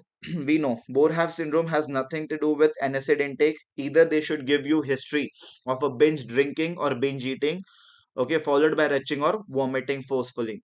And the patient would have the classical macular striate that we have discussed already. That causes a spontaneous esophageal perforation or Borhav syndrome. And it will not show you any gas under diaphragm. It will show you the signs of pneumomediastinum on chest X-ray. Next is gastric volvulus. Gastric volvulus mein there is a classical Borchardt striate, that is upper abdominal or epigastric pain. Second, vomiting or retching. Third, inability to insert the nasogastric tube or the Rice tube. These are the features in gastric volvulus. And gastric volvulus does not show any gas under diaphragm or guarding rigidity like features. Clear? Next important is bowel obstruction. Bowel obstruction may come to you with abdominal pain along with vomiting. Okay. But basically, beta, please remember here, NSAID intake has nothing to do with bowel obstruction. Second, bowel obstruction does not show you any gas under diaphragm. Bowel obstruction can show you multiple air fluid levels on the X-ray. ठीक है, तो X-ray abdomen shows you air fluid levels in cases of bowel obstruction. Hopefully clear. In cases of hollow viscous perforation, I hope all of you are quite aware. The first line management, if they ask you, it is basic resuscitation, because the patient is having peritonitis, so the patient may be unstable. So go for basic resuscitation, that is ABC, and followed by that, you have to go for an emergency laparotomy or exploratory laparotomy immediately. To do a exploratory laparotomy in the patient. And after doing exploratory laparotomy, I hope all of you are quite aware, you will do a peritoneal lavage properly to clean the peritoneal cavity, and then to patch the peritoneum, or to patch the perforated part, we have to use the omental patch, right? So we know we have to use the Graham's omental patch for the purpose of repair. This has been a PYQ again. So whenever there is a hollow viscous perforation, we tend to use the Graham's omental patch for the purpose of repair. Either you can go for an immediate repair or you go for a delayed repair, does not matter. But whenever you go for a repair in a case of hollow viscous perforation, the patch that we tend to use is classically known as the Graham's omental patch. Hopefully clear to all of you now. Chalo. So that is what is important to be remembered. A very common question in the FMG exam. Do remember. Question number 21 now. Another easy question. A 59-year-old lady presents to you with complaints of a progressive painless lump inside her breast with the below given finding. This is the finding. What is the cause for the following change, they are asking you. If you see the finding, beta, we know. See, she is already having a lump inside her breast which is progressive in nature. So it may be a case of a breast malignancy or a breast cancer, right? Whereas in that case, you are able to see a very classical appearance, that is orange peel like appearance is seen on the breast skin. And we know whenever there is an orange peel like appearance on the breast skin, it is classically called as pudy orange or pudy orange, right? It is a classical feature known as pudy orange or pudy orange. I hope all of you are quite aware that this pudy orange which is there, it is commonly seen whenever the cancer infiltrates or whenever the cancer causes blockage of the subdermal lymphatics or superficial lymphatics, right? So answer to this question has to be option A, that is infiltration of subdermal or the superficial lymphatics by the breast cancer. That is the reason why there is an edema of the skin, and this edema of skin gives the orange peel like appearance called as pudy orange. Do remember, pudy orange can be two stages. Either it can be included under the stage T4B, that is skin involvement, or under the stage T4D, that is inflammatory breast cancer. The basic difference that you have to remember is in T4B, Pudio orange is going to involve less than 1/3 surface area of skin. And second important, there will be no signs of inflammation, without any inflammation, without any redness or something. Clear about? Whereas in cases of T4D, that is inflammatory breast cancer, here the involvement is going to be more than 1/3 surface area of skin and with signs of inflammation, like there will be some redness which will be seen. Okay, so more than 1/3 surface area with inflammation if they mention, so please remember it is a stage T4D. That was a PYQ in the FMG. Clear? We know due to infiltration of lactiferous ducts, the patient is actually going to develop a nipple retraction. That is important to be remembered.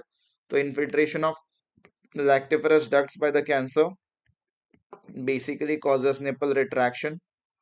Second, infiltration or involvement of Cooper's ligament. So infiltration or involvement of Cooper's ligament basically leads to dimpling or puckering. So dimpling or puckering happens when the cancer involves or infiltrates the Cooper's ligaments. Okay, so do remember this. So here you are able to see this is a classical picture of nipple retraction, and as I've just now told you, it happens due to the involvement or the infiltration of the lactiferous ducts beta, why the nipple gets pulled inside. Whereas second picture that you're able to see here, there is definitely a dimpling or puckering that is seen. And we know dimpling or puckering is seen whenever there is involvement or there is infiltration of the suspensory ligaments of Cooper or the Cooper's ligaments by the breast cancer. Hopefully clear. So these are the points that you need to remember. Next important, if I talk about now, okay, do remember these points. Next is question number 22. This is easy. A child had a history of stab injury beta on the anterior abdominal wall. So he is having a penetrating abdominal wall injury. Okay, so it is a penetrating trauma or a penetrating injury to the anterior abdominal wall, and the image is as shown below. Okay, the child is hemodynamically stable. They are saying, they are asking you what will be the next course of treatment. What is going to be the next course of treatment? Let me know in the chat box.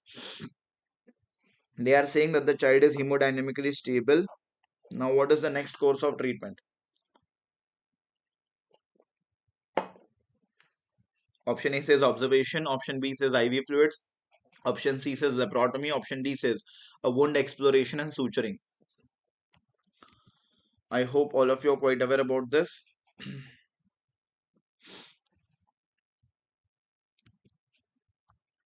So do remember beta, here it is a case of a penetrating injury. I hope all of you are quite aware about that. We have been discussing this already, that whenever a patient is going to have a penetrating abdominal trauma or a penetrating abdominal injury, and whenever the patient is hemodynamically unstable, in those conditions, so we don't even have to think. In those conditions, whenever the patient is unstable, we don't even think. The next step, we directly take the patient for a exploratory laparotomy, right? We directly take our patient for an exploratory laparotomy. But if I talk about basically a case where my patient is hemodynamically stable, okay, in those conditions where my patient is hemodynamically stable, then obviously we have to go for a fast beta first, okay, or a e-fast, whatever you want. You can go for a fast or e-fast.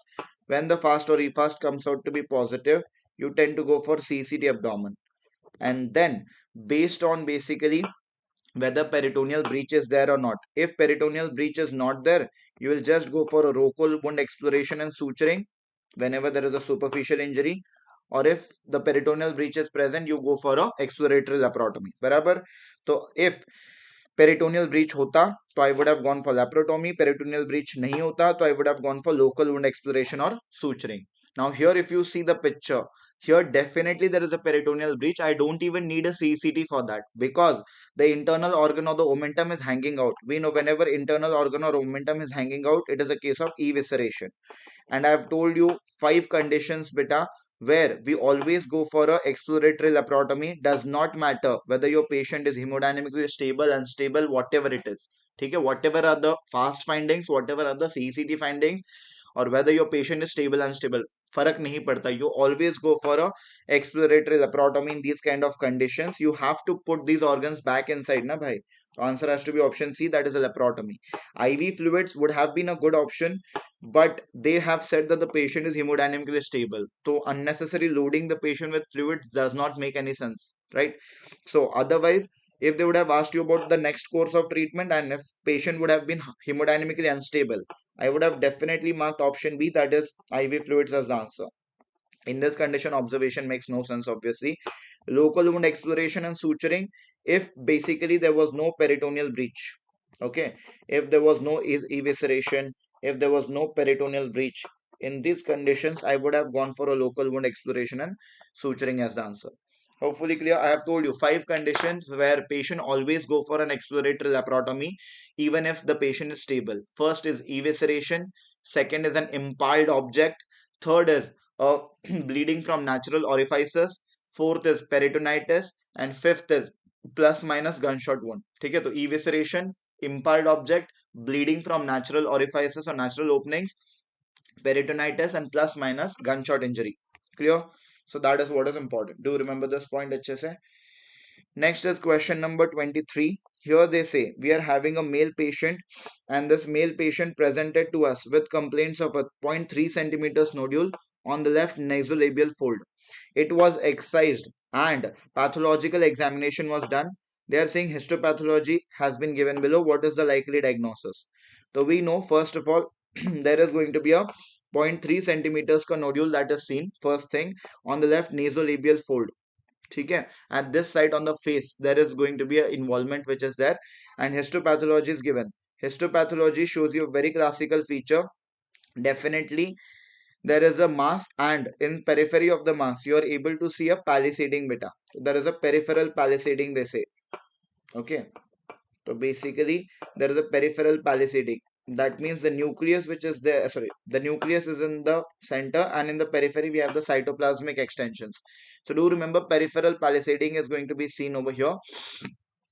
So whenever there is a peripheral palisading, and most importantly a nodule or a ulcerative lesion which is seen on the face or on the lateral wall of the nose, we know more likely it is going to be a case of option A, that is a BCC or a basal cell carcinoma. We know this BCC or a basal cell carcinoma is also known as rodent ulcer. Do remember sometimes in the options, instead of writing the basal cell carcinoma, they write it as rodent ulcer. That is what is important. Do remember it is commonly seen on the face of the patient, especially the sorry, especially going to be the medial canthus of the eye or the lateral wall of nose. Medial canthus and lateral wall are very common sites for a basal cell carcinoma. We know it is an ulcerative lesion and it is going to have pearly rolled out edges. So do remember whenever there will be pearly white rolled out edges, please think about nothing else but a BCC or a basal cell carcinoma. So pearly white rolled out edges or pearly white rolled out margins is a very classical feature associated with BCC or a basal cell carcinoma. Here rakhna, biopsy has to be the investigation of choice, and biopsy classically shows you the peripheral palisading as I've told you. ठीक है, and treatment is nothing else but a wide local excision. Obviously बात है that in cases of a basal cell carcinoma, treatment is nothing else but you have to go for a wide local excision, remove the nodule or remove the ulcerative region with some normal margins. That is what is important. Do remember melanoma which is there? Melanoma is also a skin malignancy, okay, but melanoma presents as a nodule, but it does not show you these kind of peripheral palisading, one thing, and it is not very common on face. Can be seen but not very common on face. Clear about that's the reason melanoma becomes less likely as the answer. Squamous cell carcinoma, again squamous cell carcinoma may be seen on the face, but do remember squamous cell carcinoma has keratin pearls, not any peripheral palisading. Okay, so it has keratin pearls which are going to be seen. Okay, and it is going to have the classical raised everted margins or cauliflower like margins. So do remember if they mention about some raised everted margins or raised everted cauliflower like edges, then think about a squamous cell carcinoma as the diagnosis. It is not a malignant nevus. Do remember this is the one. This is how you differentiate a case of a normal nodule from that of a melanoma. We know the classical A, B, C, D, E of a melanoma that has to be kept in mind. A basically stands for asymmetry. We know that melanoma lesions which are there, they are going to be asymmetrical. Second, B stands for borders. We know that in cases of a melanoma, the borders are going to be uneven or they are going to be irregular. Okay, next is color. C stands for color. Color, basically in cases of melanoma, there are going to be multiple colors as you are able to see. Some areas are black, some areas are brown. Okay, next D stands for diameter. We know diameter. Do remember a melanoma is usually more than equal to 6 mm in diameter. It is more than 6 mm in diameter, whereas moles are lesser, smaller in size. E stands for evolving. E for evolving, that means the melanoma is constantly changing in size. Okay, so the melanoma constantly changes in size. That is what is evolving. ठीक है, तो asymmetry, borders, color, diameter, and evolving nature, these are the features which are seen with a case of a malignant melanoma. Do remember this point. Clear? Question number 24. If they ask you, here there's a question which says a delayed intravenous urogram of a patient has been given below. They are asking you what is the likely diagnosis of the case. Now, if you see, first of all, it is not an X-ray, it is an intravenous urogram. So it is a contrast study that we have done. Second important picture is this. Here you are able to see there is a severely dilated pelvis and cheilitis, beta. And we know whenever there is a severely dilated pelvis and cheilitis, it is a case of hydronephrosis which is seen. So in the left kidney, you are able to see dilated pelvis and cheilitis. So it is a picture of hydronephrosis that is seen. Now we know hydronephrosis happens whenever there is obstruction to the flow of urine. Here you can see at the pelviureteric junction, there is some kind of obstruction, and that's the reason the urine is not able to flow properly. Right at the PUJ or at the pelviureteric junction, there is some obstruction, and that's the reason the patient is having hydronephrosis. Any which ways, we know that the most common cause of congenital hydronephrosis or most common congenital cause for hydronephrosis is option A, pelviureteric junction obstruction or PUJ obstruction. Right? So do remember PUJ obstruction or pelviureteric junction obstruction is the most common congenital cause for a case of hydronephrosis. One point is that, okay, so it is the most common congenital cause for a case of hydronephrosis. That is one point to be remembered. Second important to remember, just like hydronephrosis, even in patients who are suffering from a pelviureteric junction obstruction, in these children, the investigation of choice is MAC3 scan. As I've already told you, MAC3 scan is going to tell us about the renal function. It is the investigation of choice for hydronephrosis as well as for PUJ obstruction, both the cases. And treatment in PUJ obstruction is nothing else but Anderson-Heinz pyeloplasty beta. We know the treatment that we do in cases of PUJ obstruction is classically known as the Anderson-Heinz pyeloplasty. That has been a PYQ once, so be aware. Okay? Do remember, putty kidney is a calcified kidney, you could say, which is seen in patients of renal tuberculosis, and that basically is not seen on an intravenous urogram. It is seen on a plain X-ray KUB. Okay? Next important staghorn calculi is again a urinary stone, and that is also seen on a plain X-ray KUB, not on intravenous urogram. Clear about? Third important is cystic kidney. No, cystic kidney mein you are not able to see any dilated pelvis or cheilitis as such. Okay? This is an intravenous urogram, even if they would not have given that in the option. In the question. Still we know this. Why? Reason you can see the opposite sided pelvis, ureter, and the bladder all are visible. So it is a picture of an intravenous pyelogram or intravenous urogram which is seen. समझे बात? और intravenous urogram पे if the cheilitis and pelvis are dilated, it is a hydronephrosis. And for that, the cause is PUJ obstruction. Here, this is a plain X-ray KUB, and on this X-ray, you are able to see the shape of pelvis.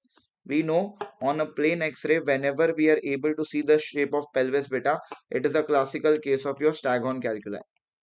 This is basically your staghorn calculi. Whenever the pelvis which is there, it is going to show us the classical shape of the renal pelvis, or the X-ray is going to show us a classical shape of renal pelvis. We know it is a staghorn calculi. Staghorn calculi is nothing else but the extremely large triple phosphate stone or strovoid stones. Whenever there are extremely large triple phosphate or strovoid stones, that is known as the staghorn calculi. And please let me know in the chat box that which urinary tract infection is commonly associated with this triple phosphate or the strovoid stones or the staghorn calculi. That has been a repeated question in the examination. Please let me know in the chat box. What is that urinary tract infection associated? We all know the most common type of urinary tract stones, if they ask you, it is nothing else but your calcium oxalate stones, right? The most common type of urinary tract stones, if they ask you, so we know it is the calcium oxalate stones, which are seen in patients of hyperoxaluria, and they will have either the dumbbell shaped crystals or the envelope shaped crystals. Calcium oxalate stones have the dumbbell shape or the envelope shaped crystals. Triple phosphate stones or the struvite stones will have the coffin lid shaped crystals. Okay, triple phosphate or struvite stones have the coffin lid shaped crystals. Hexagonal crystals are seen in cystine stones. Hexagonal or benzene ring shaped crystals are seen in cystine stones. And irregular or universal crystals are a feature of uric acid stones. Irregular or universal crystals are a feature of uric acid stone. Very good, all of you. Yes, the commonest infection that is associated with this triple phosphate stone is the Proteus. The Proteus mirabilis infection is commonly associated with a case of a triple phosphate stone or the struvite stone beta. That is what is very commonly asked. Hopefully clear. Next important is another X-ray. And we know this X-ray that is seen again. Why X-ray? Because no ureter, no bladder is seen. So it is a X-ray again. On this X-ray KUB, you are able to see there is calcification, but this time the calcification is in the form of kidney. We know whenever the X-ray shows you a calcification in the form of kidney, it is a classical picture of putti kidney.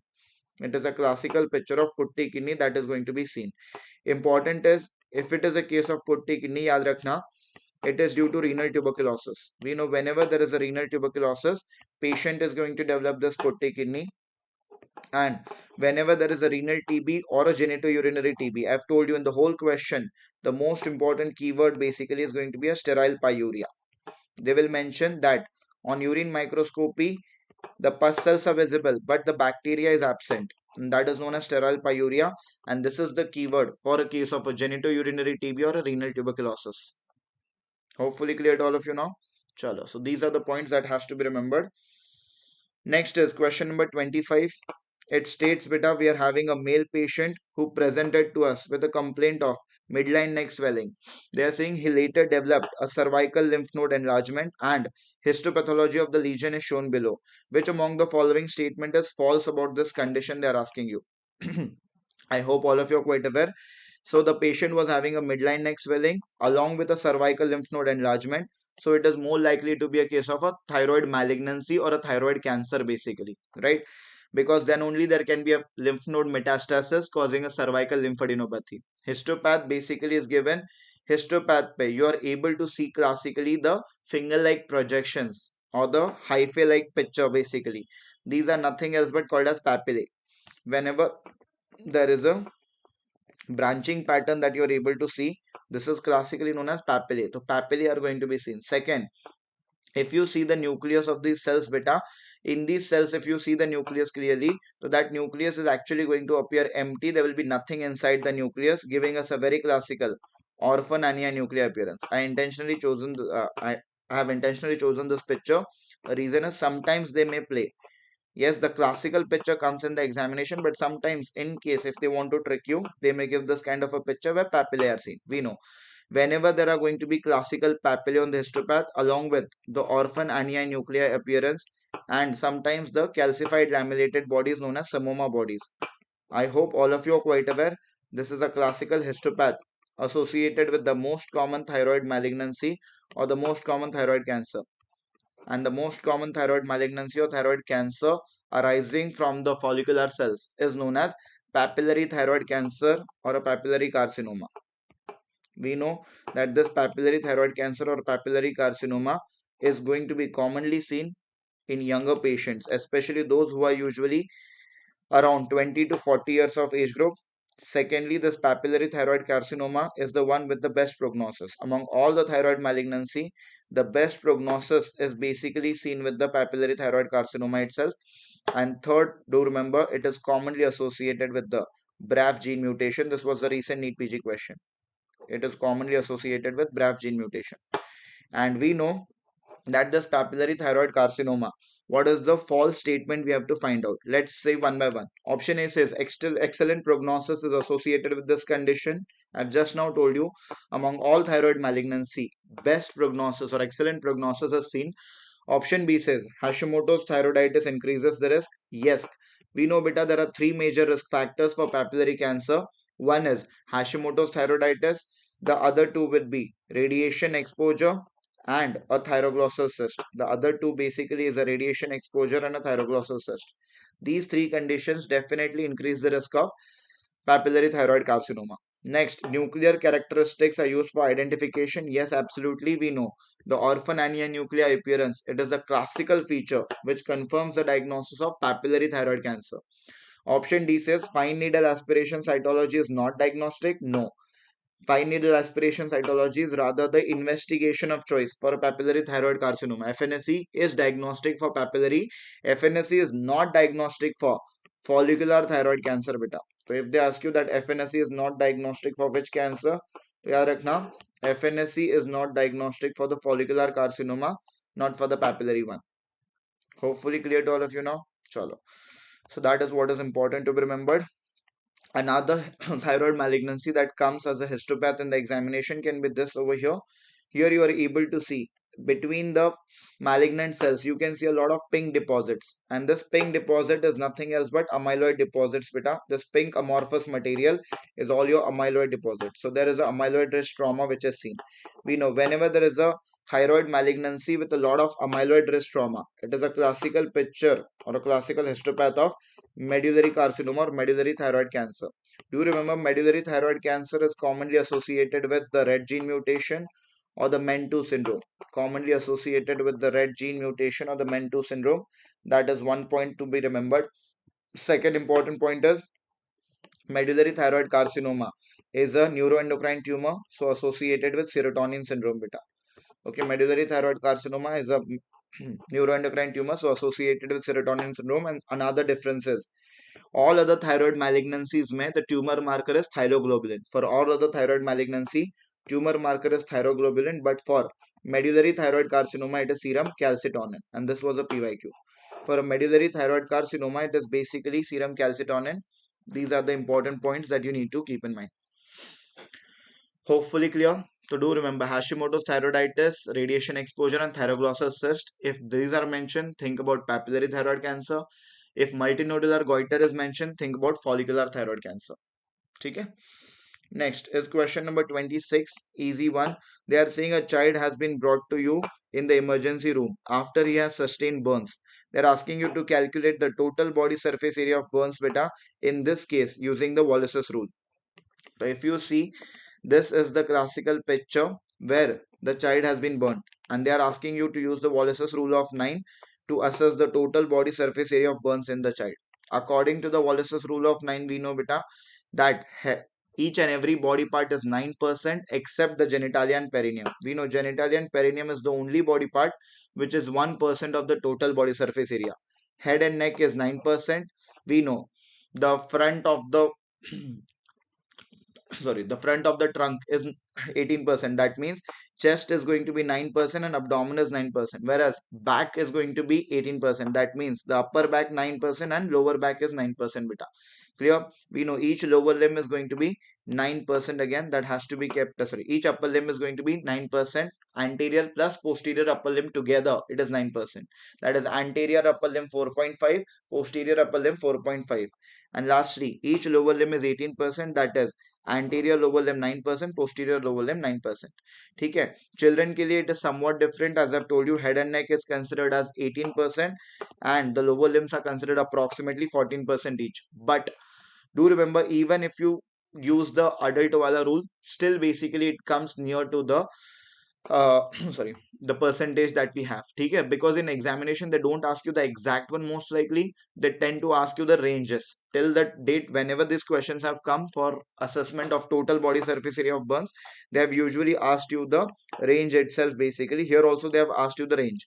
So here if you see, the patient is having involvement of the chest, that is 9%, involvement of abdomen, that is 9%, there is involvement of the upper limb, let's consider it to be 9%. It is approximately 4.5, but let's consider it to be 9%. Okay, next important is if here there is involvement of the thigh. We know involvement of thigh will be 9%. Why? Anterior thigh is 4.5 and posterior thigh is 4.5, so that is 9% around. This is again another 9% basically I'm considering. Why 9%? Basically, again, reason posterior thigh is involved. Okay, and even the leg is involved. That's the reason the posterior lower limb is involved. So I'm considering it to be 9%. Clear about? So approximately if you see, it is nothing else but 9 5s are 45%. So the approximate range will be 45%. So the best answer to this question can be option A, beta. That is 40 to 50% is the range, or 40 to 50% is the approximate total body surface area of burns in the child, beta. That is what is important to be remembered. Hopefully clear to all of you now. Hopefully here there is no doubt as such, right? A lot of people are always doubtful about this topic, so do remember this point properly. Clear? So that is important. Understood?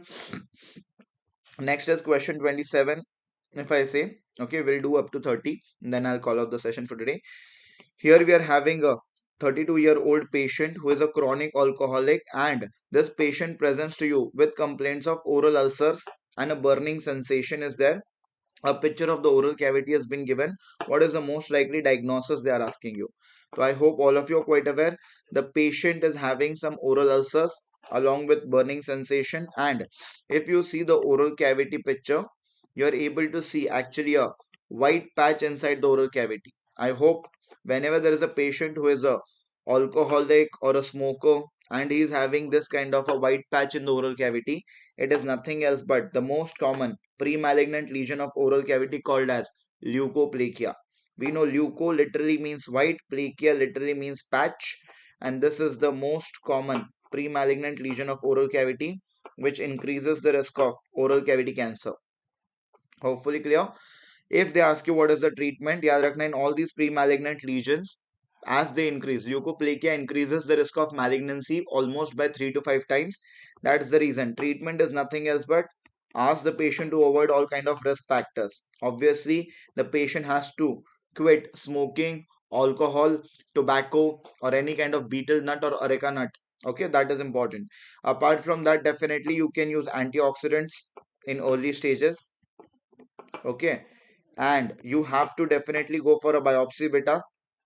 You can go for an excisional biopsy, that is excision कर लो और biopsy के लिए भेज दो, so that you understand basically whether it is in the pre-malignant stage or already a malignancy or a cancer has developed. Clear? So that is what is important. Do remember white patch था इसीलिए we called it as leukoplakia. If it was a red patch, then it was erythroplakia. Erythroplakia is going to have the highest risk of malignancy. If they ask you highest risk of malignancy, it is erythroplakia. It increases the risk of malignancy or cancer by almost 6 to 9 times, beta. Submucosal fibrosis, it happens due to hypersensitivity to betel nut. So if the patient is allergic or hypersensitivity to betel nut is known to cause oral submucous fibrosis, it is also a pre-malignant lesion. And in that condition, apart from this treatment, you have to also give an intralesional tricot or intralesional triamcinolone. Okay? Malakoplakia, which is there basically, do remember it is a bladder infection in the urinary bladder. If there is going to be an infection, that is known as malakoplakia. And I hope all of you are quite aware malakoplakia is going to classically have those Michaelis Guttman bodies, beta. If they ask you which kind of bodies are going to be seen in patients who are suffering from malakoplakia, answer is the classical Michaelis Guttman bodies are going to be seen. Okay, this have been a PYQ NEET PG, so be aware of this properly. Clear? This is the classical picture of erythroplakia. This is the red patch on the oral cavity. So we know this is a classical picture of erythroplakia that is seen. No issues with this, anybody? Clear? Chalo.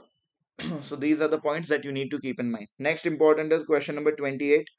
That states the image below shows a decubitus ulcer. We know decubitus ulcer, which is usually seen on the pressure points of the body. It is nothing else but a case of a bed sore or a pressure sore itself, right? So due to a prolonged bed rest or due to a prolonged immobilization, definitely there is ischemic necrosis at the pressure points of the body, and that is basically known to cause the bed sores or the pressure sores. And please remember, here the bed source or the pressure source they are asking you, it belongs to basically which stage. Okay? So let me know in the chat box, what do you think? This bed sore or the decubitus ulcer basically belongs to which stage, beta? Let me know in the chat box. It is stage 1, 2, 3 or 4.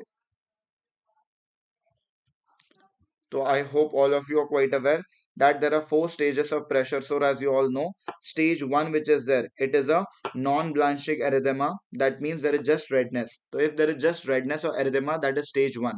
Stage 2 is nothing else but a partial thickness ulcer or a partial loss of skin. Whenever there is loss of epidermis and dermis or partial loss of skin, is basically known to cause a stage 2 decubitus ulcer or stage 2 pressure sore.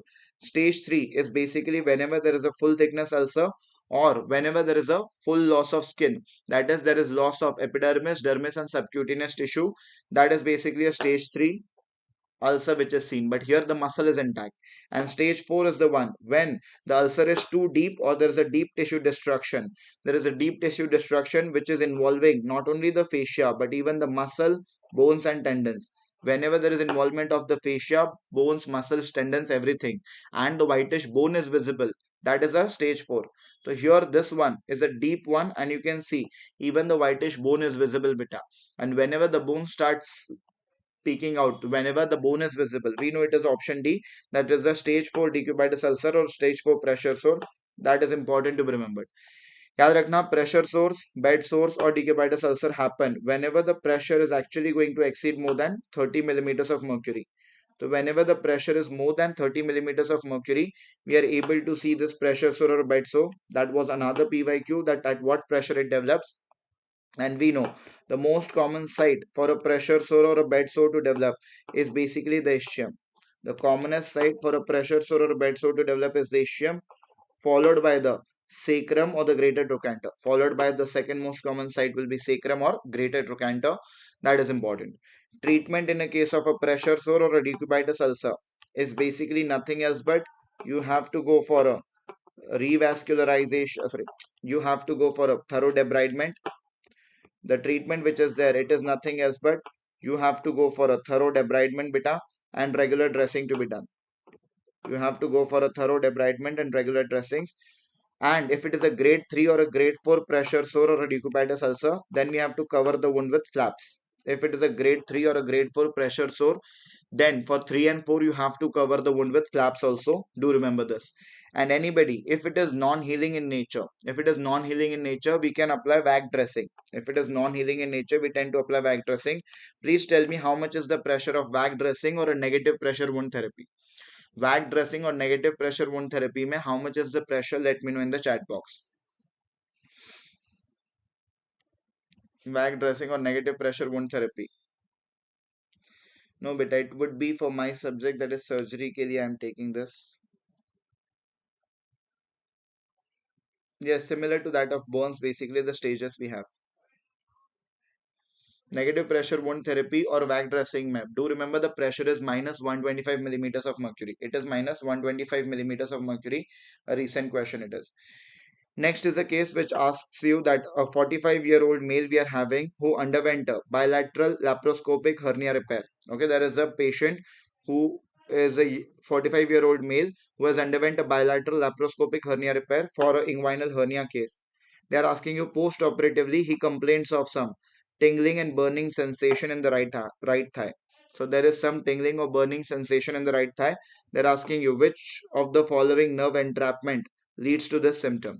So do remember, beta, here, what is the likely nerve entrapment or likely nerve injury which is causing this tingling and burning sensation in the right thigh? I hope all of you are quite aware. This tingling and burning sensation in the right thigh is classically described as meralgia paresthesia or a melalgia paresthetica. This tingling and burning sensation which is there, it is classically called as meralgia paresthesia or a meralgia paresthetica, and I hope all of you are quite aware. This is a classical feature which happens whenever there is entrapment or whenever there is injury to the option D, that is lateral cutaneous nerve of thigh. Whenever there is injury to the lateral cutaneous nerve of thigh, and any which ways, the hint was laparoscopic hernia repair. We know whenever there is laparoscopic hernia repair or laparoscopic hernia surgery, the most common nerve injured is lateral cutaneous nerve of thigh, causing this meralgia paresthetica. Whereas I've already told you that ilioinguinal nerve injury or ilioinguinal nerve entrapment is the most common in open surgeries, beta. The most common in open inguinal hernia surgery. Most common in the open inguinal hernia surgery, if they ask you what is the nerve injured? The answer is going to be the ilioinguinal nerve. And the most common nerve entrapped below the mesh is iliohypogastric nerve. The most common nerve that gets entrapped below the mesh, answer is iliohypogastric nerve. And we know iliohypogastric is also the most common nerve injured in appendectomy surgery. The appendectomy or appendicectomy surgery में commonest nerve injured is the iliohypogastric nerve. Clear about? So that is what is very very important to be remembered. So याद रखना laparoscopic hernia surgery में if they ask you the most common nerve injured, answer is nothing else but ठीक है. तो whenever they ask you what is the most common nerve injury in the laparoscopic inguinal hernia surgery, answer is lateral cutaneous nerve of thigh. Whereas if they ask you which is the most common nerve injury in open inguinal hernia surgery, answer is ilioinguinal nerve. Hopefully clear. So these 2 points that have to be remembered at any cost. That has been a very common question in the FMG exam or even in NEET PG for that matter. Next is a case which says we are having a patient who presents to us with complaints of a sudden onset chest pain which is shooting to the neck and the interscapular region. So a sudden onset chest pain shooting to the neck or the interscapular region. X-ray shows there is widening of mediastinum beta. On examination, the BP of the patient is 110 by 90 millimeters of mercury in the upper limb and 160 by 100 millimeters of mercury in the 110 by 90 millimeters of mercury in the right upper limb and 160 by 100 millimeters of mercury in the left upper limb. That means in both the upper limb, the pressure, the BP is unequal. Okay, 110 by 90 in the right side it is there, whereas 160 by 100 in the left side it is there. So we know the blood pressure is basically unequal in both the upper limb. So they are asking you what is the most likely diagnosis. So the important hints are, first the patient is actually having a chest pain which is radiating to the neck or to the interscapular region. That is a very important hint. Secondly, unequal BP in both upper limbs is seen. ठीक है, तो please remember